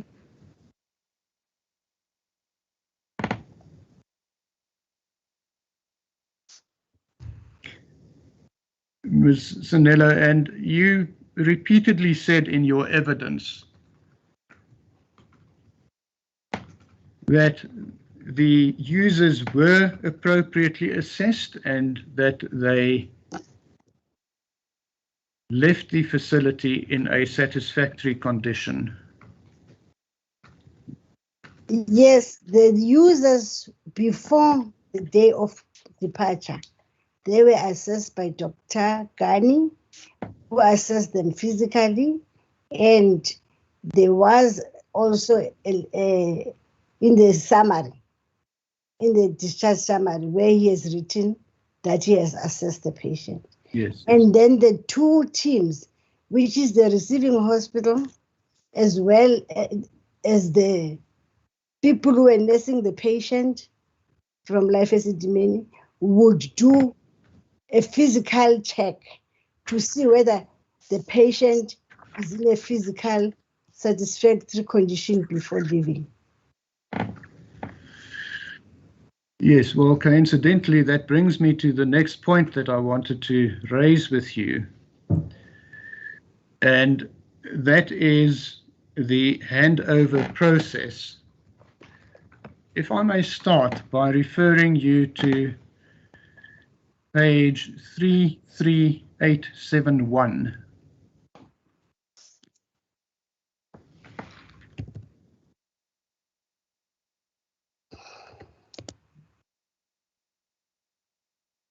You will see that is part of the transcript of the evidence of Ms. Buthelezi, who was the nursing services manager at the Waverley Centre.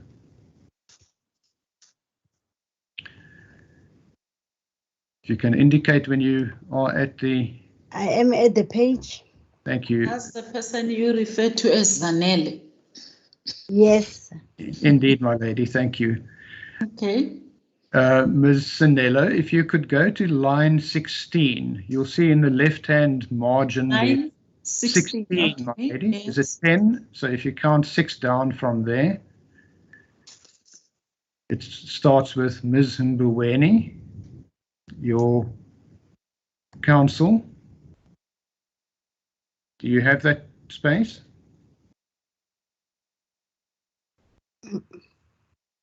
Ms. Sinello, do you have the... I don't have that. Which page exactly? That's the same page that I referred you to, page 33871.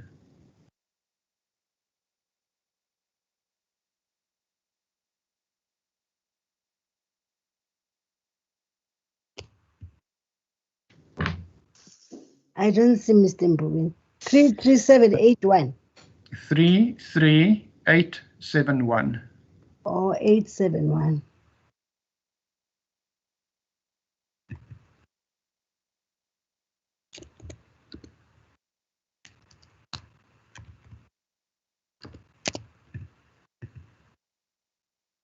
Yes, I can see. I've got that now. Okay, and then if you would go to line 16. It's Ms. Mbuweni asks the question to Ms. Buthelezi. This facilitation process, according to your understanding, what was my client supposed to do in that regard? Do you see that sentence? I do. And Ms. Buthelezi answers as follows.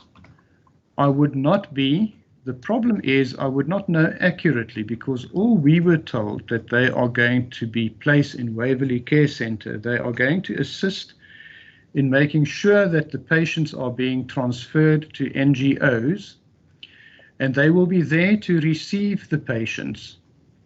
And she was the one to be responsible to make sure that the NGO received those patients with the medications and documents. Excuse me.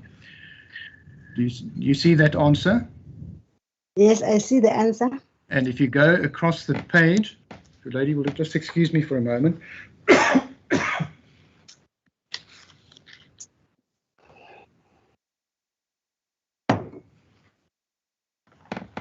Thank you, my lady. Ms. Mbuweni says, that is correct. So the description that Ms. Buthelezi gave was confirmed by your counsel to be correct. Do you agree with her assessment that the answer was correct? I disagree in that they are handing over to us, to the Mental Health Directorate. I agree with that. Ms. Sinello, I'm sure you would have discussed the issue of handover with your counsel before she started cross-examining Ms. Buthelezi. I did explain to her exactly the way I was testifying, what was my role. Then how can you explain that she confirms that Ms. Buthelezi's description is correct? I'm not sure where did she take that from, because I was not, according to my knowledge, I was not dedicated to take over. I was not informed that I'm going to take over patients from Life Esidimeni and hand over to the NGOs. Ms. Sinello, the evidence of both Dr. Mkhatshwa and Ms. Buthelezi, and they were not disputed in this regard, was that the handover of patients, users from the Life Esidimeni facilities had to be from one clinician to another clinician. Are you aware of that? I'm aware by one clinician to another clinician. Yes. When I testify in this court, I mentioned that the receiving NGO would bring their clinicians because they are the ones who are going to be looking after the users when they are discharged from Life Esidimeni. And the people from Life Esidimeni who knew the patient are the ones who are going to hand over, and we will oversee the process. But taking over patients, that was not my dedication. Ms. Sanello, the evidence was, and it was not contested, was that the handover would be to you and Dr. Lenkwane at Waverley, and that you and Dr. Lenkwane would then in turn hand over the users to the NGOs or hospitals or whichever facility was to collect them. Do you dispute that? I dispute that. Can you explain why it was not placed in dispute in cross-examination of Ms. Buthelezi and Dr. Mkachwa? I don't know what my counsel, why didn't she dispute that? I am not sure. I cannot say for her. Ms. Buthelezi, would you turn to page... Just a second, I think Ms. Mbowini, but it's too late. The witness has responded. Let's hear you. You should have objected if that is an objection before the witness responded. Okay, let's hear you. My apologies, my lady. Due to the fact that we're in the same room, it takes a while for them to mute that side and for me then to come. But even if you can just raise your hand so that one should note your hand before the witness responds. Indeed, so my lady, I did raise my hand. Okay. My lady, the version that is being put to the witness is not correct.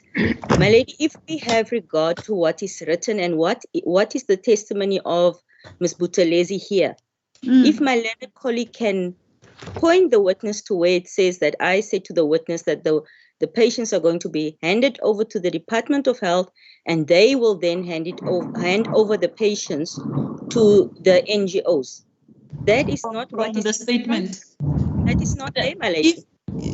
Okay, let me hear him. What I remember before I hear Mr. Van Bergen, the evidence of Ms. Buthelezi together with Mr. Mkachwa was that they requested they said they are not going to hand over the users from Life Esidimeni to the NGOs directly. What they said was that they requested the department to bring their own clinicians so that the clinicians of Life Esidimeni can hand over the patients or the users to the clinicians of the department.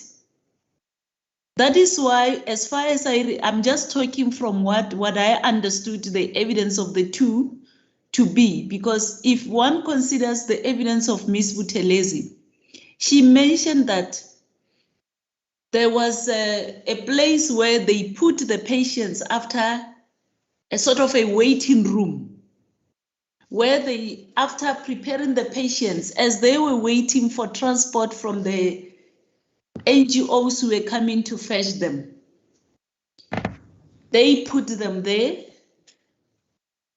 And when the NGOs came, that was at the time when she was asked about the issue of medication. She said all what she knew was that there was no complaint from the clinicians of the department where they had handed the patients or the users. Am I correct, Mr. Van Bergen? And do you agree that that was the evidence before I go to Mr. Van Bergen, Ms. Mbowini? No, my lady, I do not agree. The transcripts are in front of us. We don't No, have. I'm talking about how I understood the evidence. I haven't gone to the transcript. I'm just saying this is the evidence that I had, the evidence, the two witnesses we're talking about. We can go to the transcript and check. My lady, If not agree, okay. There is a specific paragraph. My apologies, my lady. Mm. There is a specific paragraph that the witness is being referred to now. Yes. And the version that is being put to the witness is that I had agreed with Ms. Buthelezi that the patients were handed over from Life Esidimeni to the department, and the department then handed them over to the NGOs. And I'm saying that is not correct, because that's not even the version that is right in front of us at this time. There are various other paragraphs that we can refer to, but we're talking about the one that my learned colleague is referring the witness to now. It doesn't we can look at that, it's fine. But I was just saying that's how I understood the evidence of the two representatives of Life Esidimeni when they testified. We can go to the transcript, but before we go there, let me give Mr. Van Bergen the opportunity. Thank you, my lady. My lady, the portion in the transcript that I referred Ms. Sandelo to on page 33871. Yes. The question and answer is quite clear. The question is, at line 16, this facilitation process, according to your understanding, what was my client supposed to do in that regard? And Ms. Buthelezi says, the problem is I would not know accurately, because all we were told that they are going to be placed in Waverley Care Centre. They are going to assist in making sure that the patients are being transferred to NGOs, and they will be there to receive the patients. And she was the one to be responsible to make sure that the NGO received those patients with the medications and documents. Yes. My lady, that in the smallest of nutshells is what the consistent evidence of both Dr. Nkachwa and Ms. Buthelezi was, namely that Ms. Sanello and Dr. Lenkwani were there to receive the patients, and she was the one to be responsible to make sure that the NGO received those patients with the medications and documents. Mm-hmm. Then, if one goes over to the next page, Ms. Mbuweni says that is correct. Let's read it further. So my client was facilitating that process, and your evidence earlier was that there was a multidisciplinary team, and the purpose of that multidisciplinary team was to diagnose and to assess these patients. So that now goes to a different aspect. Yes. But the answer that was given, Ms. Mbuweni said, was correct. Now, I think Ms. Ngo, she's talking about, I don't know whether she's referring to this paragraph and then as it goes further. Because what I was trying to clarify myself, that's how I understood the evidence. And I take it that the way she explained that the way Mr. Mkachwa and Ms. Buthelezi explained in the evidence was that the users were handed over to the clinicians, from clinician to clinician. That's Yes. how I understood it. Indeed. Well, they were not directly handed over to the NGOs as as this witness has testified. Yes. That's how I understood it. Yes, my lady, to narrow it down, it was from Life Esidimeni clinician to Department of Health clinician. Correct, that yes. was the instruction and the consistent evidence. Mm. My learned friend said, but there are other parts that I must refer to. If she can assist us maybe, or I don't know. My lady, I will refer the court to page 33887.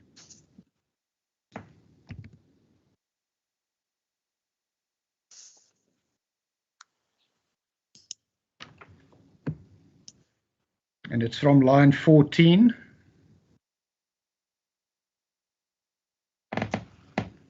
Well, maybe one should start earlier, my lady, if one could go to page 33886. 6. Yes, my lady. Which line now? That would be line 16. Your ladyship This is where there was the reference to the specific room that they were taken to, and your ladyship said at line 16, yes, explain to us what was happening there. And Ms. Buthelezi says, the instructions from Dr. Mkachwa was, from the holding room or the waiting room, we must hand over to the government officials. Yes. So in that room, whilst the mental health care users are waiting for transport, we will hand over the medication and the records to Ms. Sanello and Dr. Lenkwane to say that this is patient so and here is the medication. They will look at the medication and they will look at the records, and then that the mental health care user is identified either with a name, belt tag, or the sticker. And it proceeds on page 33887, and your ladyship says yes, and Ms. Buthelezi. Then from there, but all of us would be there. Your ladyship says yes, Ms. Buthelezi continues, then we will hand over. When they are satisfied that they have received everything, and the mental health care user, when there is a document, then there is a document that they will sign to say, yes, we received this patient. Then they will sign. Then they will give us a copy and they will have a copy. And that copy, then they were using that copy to call the mental health care user as they were getting into the bus or into the transport. Your ladyship says, continue, thank you very much. And Ms. Mbuweni then says, may it please the court, my lady. Now, Ms. Buthelezi, it is my client's version that the mental health care users were not handed over to them. Yes. The mental health care users were handed to the NGOs or to the hospitals. They were transferred directly to where they were supposed to go. Then the purpose of signing the document was to say that, yes, I saw this patient being transferred to this NGO or to this hospital, but the Department of Health never took the patients into their custody after they left Life Esidimeni. They went to hospitals, they went to NGOs, or they went home, but they were never handed over to the Department of Health. What do you say to that? My lady, clearly, a distinction is being made between handing over and we are now taking possession of and removing them to a facility of the Gauteng Department of Health, and handing over in the context as intended by Ms. Buthelezi, that we have to present the patients to the officials of the Department of Health so that they can satisfy themselves that we have complied with all the requirements as regards identification, medication, records, and so forth. And if one then turns to... Just proceed to the next page. Yeah, the next page, Ms. Buthelezi says, I agree with you. And she says, and this explains it, my lady, what I was explaining is that in that waiting room, we handed over to the government officials who were placed in Waverley Care Centre. So she repeats it. That is Ms. Sanello and Dr. Lenkwane, because this was an instruction from Dr. Morgan Mkachwa that we must hand over from one clinician to another. In that waiting room, we were handing over to them to say, this is mental health care user so and so. Here is her medication. Here are the records. Then they will write on the list and they will also complete the NGO where the patients are going at that time. Then we knew that the patient now is going to this NGO.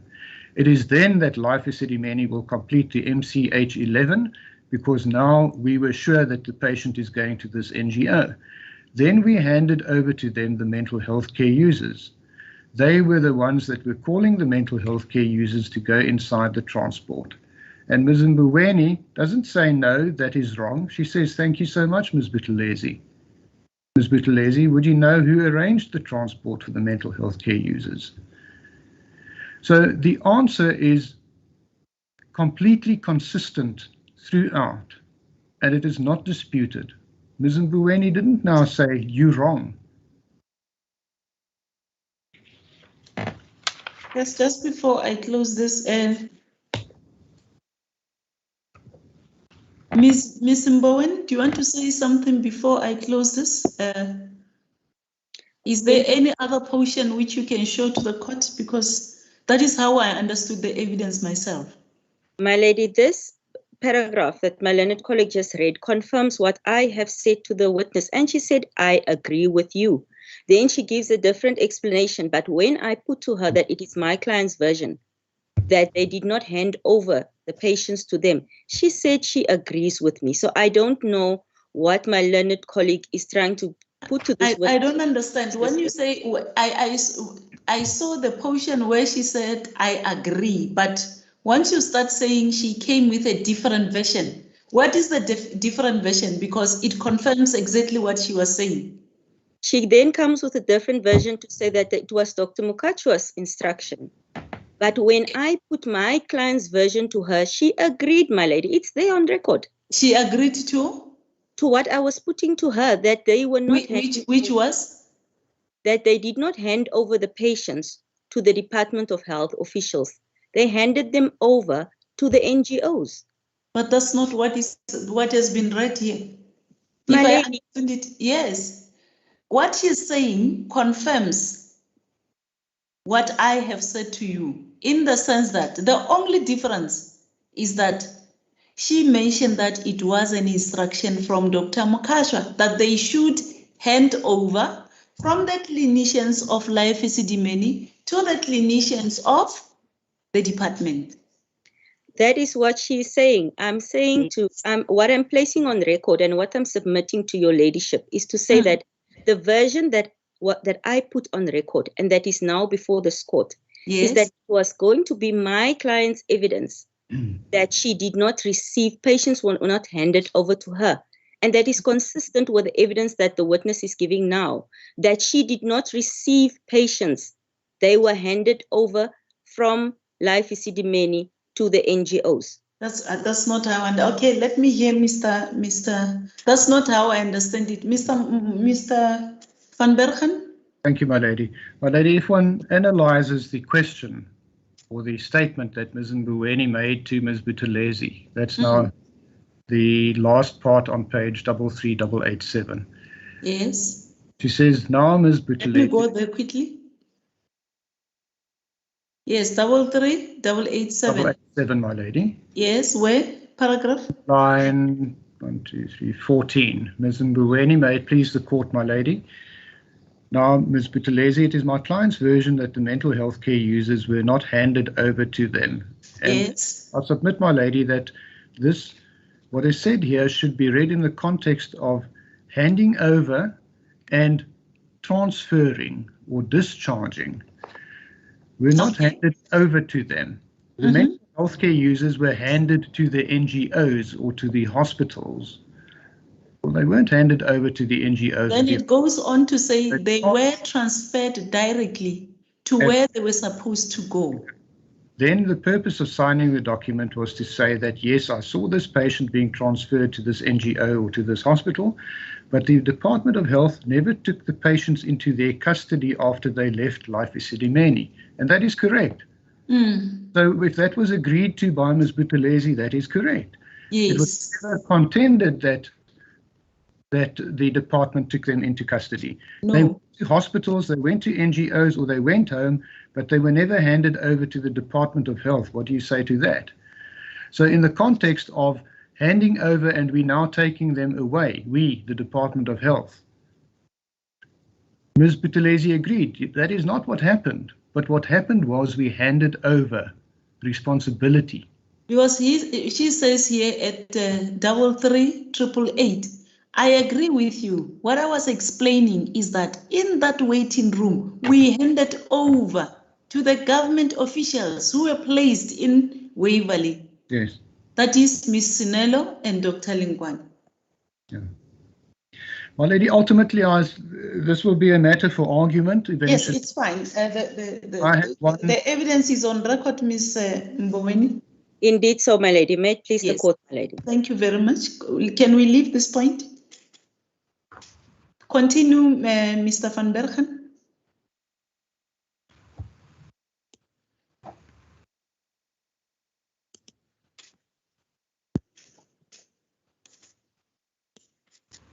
Mr. Van Bergen? Is it from my side? Can anyone hear me? I can hear you, It's Judge. I completely think something frozen. is wrong with I can hear you, my lady, but it seems that Mr. van Bergen is frozen. So He's frozen. if that's what you're seeing, I'm seeing the same No, thing. he's joining again there. It's just okay. All right. Yes, you may proceed, Mr. Van Bergen. You are on mute. Yeah, he's on mute, but his twin brother remains frozen, eh? Yes, I can see the twin brother is there. I am in the dark as far as who my twin brother is, my lady. He's just on top of you. Above you. I'm not sure what's going on here. Yes, continue. My lady, if I may then continue, and I just want to make sure the next reference, Ms. Sinella, that I wished to refer you to. My lady, I'm sorry, it seems that I've also been kicked out of case line, so I must just rejoin there as well. If you're ready, will bear with me. I must also check because these things happen. Okay, I'm still there, fortunately.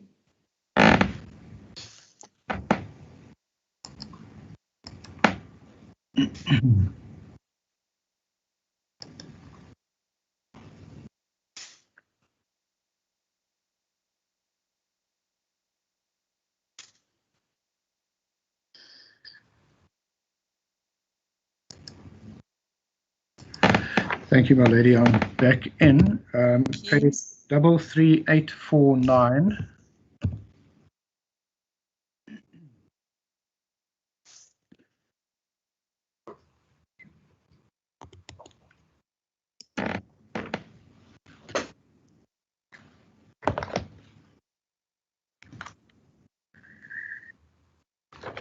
Yes.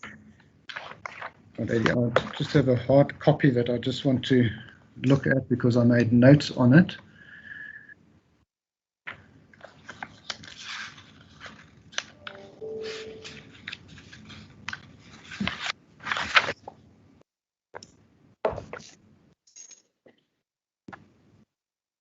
Yes, thank you, my lady. From line 8 onwards. Line 8. Line 8, my lady. Okay.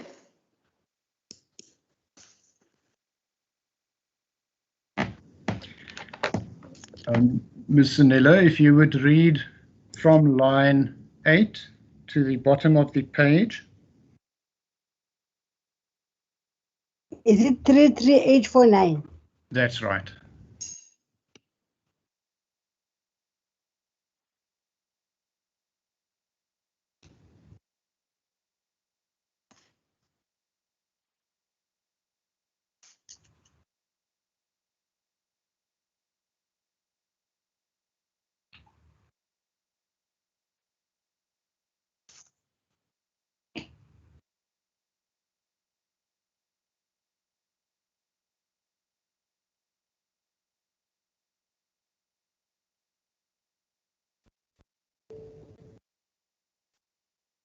I've read 33849, the whole page. Thank you, Ms. Sinella. This is cross-examination by my learned friend, Ms. Maite. Her name is actually spelled M-A-I-T-E.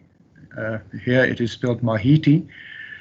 She puts to Ms. Buthelezi, so then, Dr. Ghani, Dr. Lenkwane, as well as Ms. Sinello, would be there for purposes of assessing the user before the transfer. And Ms. Buthelezi answered, they were there to facilitate the transfer, to ensure that the number of mental health care users that were prepared have got the correct documents for transfer. They have got medication. And the process that was agreed upon was that the families needs to be notified that the patient was going to be transferred to this NGO. And here is the telephone number. There is a document that was presented previously for that purpose. And the handover was done from us to them, Dr. Lenkwane and Ms. Sinello. Then we will sign for each other, and that sign for each other that we have handed over. They will keep a copy. I also kept a copy. Ms. Maite, in your opinion, would you then say that Dr. Lenkwani, in her facilitator's position, executed the duty that she was supposed to execute? And Ms. Buthelezi answered, that is correct. I agree. Now, what I'm putting to you, Ms. Sinello, is here the exact same description is given in respect of Dr. Lenkwane, where Ms. Buthelezi says the handover was done from us to them, Dr. Lenkwane and Ms. Sinello, and that is accepted and agreed to by Dr. Lenkwane's counsel, Ms. Maite. Do you still persist that you did not take handover of the patients in the process of then handing over in turn to the NGOs from Life Esidimeni? I still insist that I did not take over, to hand over. They didn't hand over to me. I was not even aware that one of my duties was to be handed over to. If I can explain about this very format which we were signing, is it possible for me to explain? Yes. If you want to explain, you're welcome to do so, Ms. Sinello. Yes.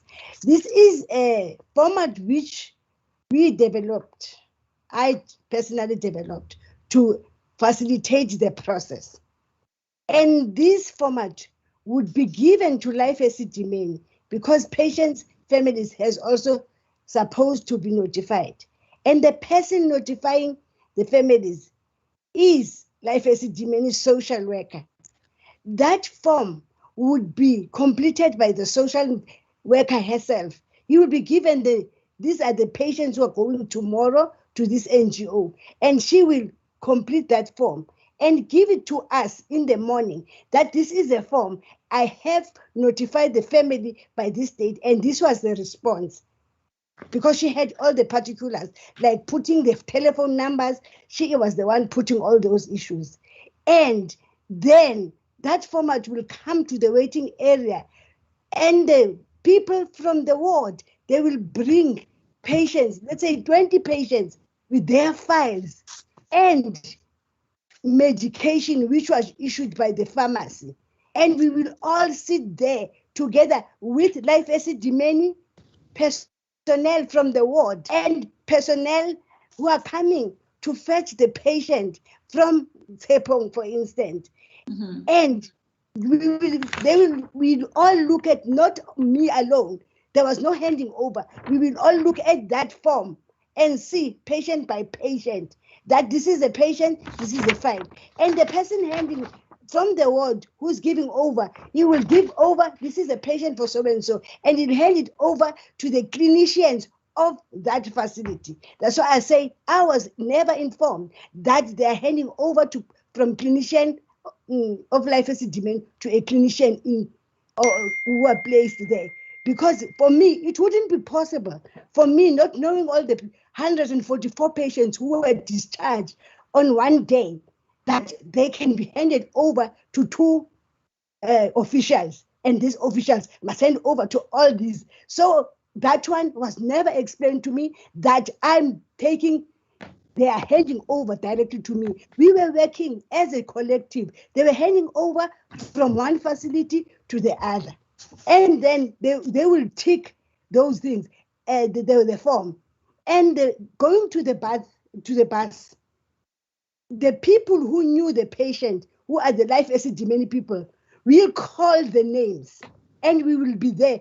And remember on Tshepong one, because there were other facilities, Dr. Lingwane went to another bus. I went to the Tshepong one with Rochelle, and the people from Life Esidimeni, knowing the patient, they would say, this is Miss Buthelezi, this is so-and-so, go into the bus. So I didn't do that alone. And I was not aware of the task of being handed over from clinician to clinician. I heard it for the first time. Thank you so much. You have explained it. Continue, Mr. Van Berg. Ms. Sinello, whatever your understanding, your subjective understanding may have been the fact is that that was the instruction from Dr. Mkachwa. That was how it was understood by Ms. Buthelezi. That is how it was implemented by handing over to you. You and Dr. Lenkwani signed a document in which you acknowledged receipt of those persons. The logic of that is easy to understand, and I'll put it to you as follows.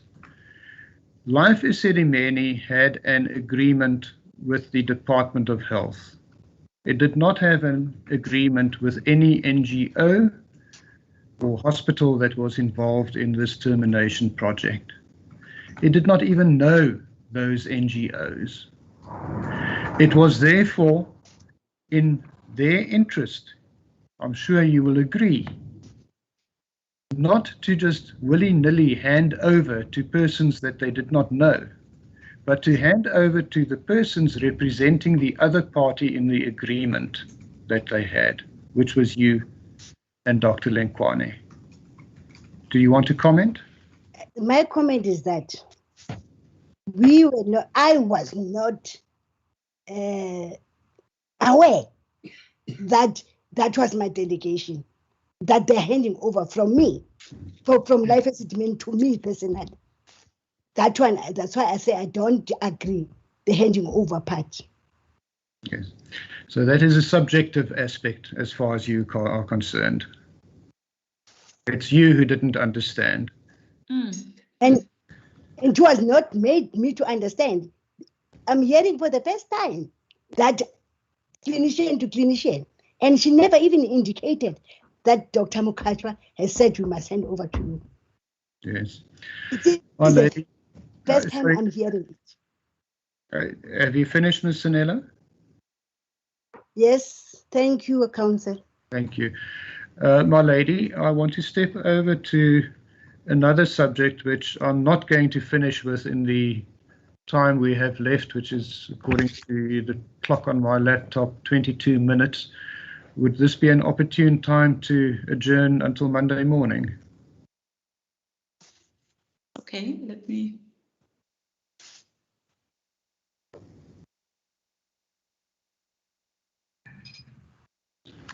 Yes, Ms. Lala, you will pardon us, you're going to be with us even on Monday, but I hope you're not going to be with us for the whole week. My lady, if I may give an indication, I have no doubt that I will finish on Monday morning. I can't promise that it will be before tea, but it will be on Monday. In any event, even her counsel must also finalize her cross-examination. Yes, you want to be with us on Monday, and remember that you're still under oath. The court is going to adjourn these proceedings until Monday is which date? Is it 29th of November, my lady. So the proceedings are therefore adjourned to the 29th of November. As your ladyship. May it please the court, my lady. As the court pleases. As your ladyship pleases.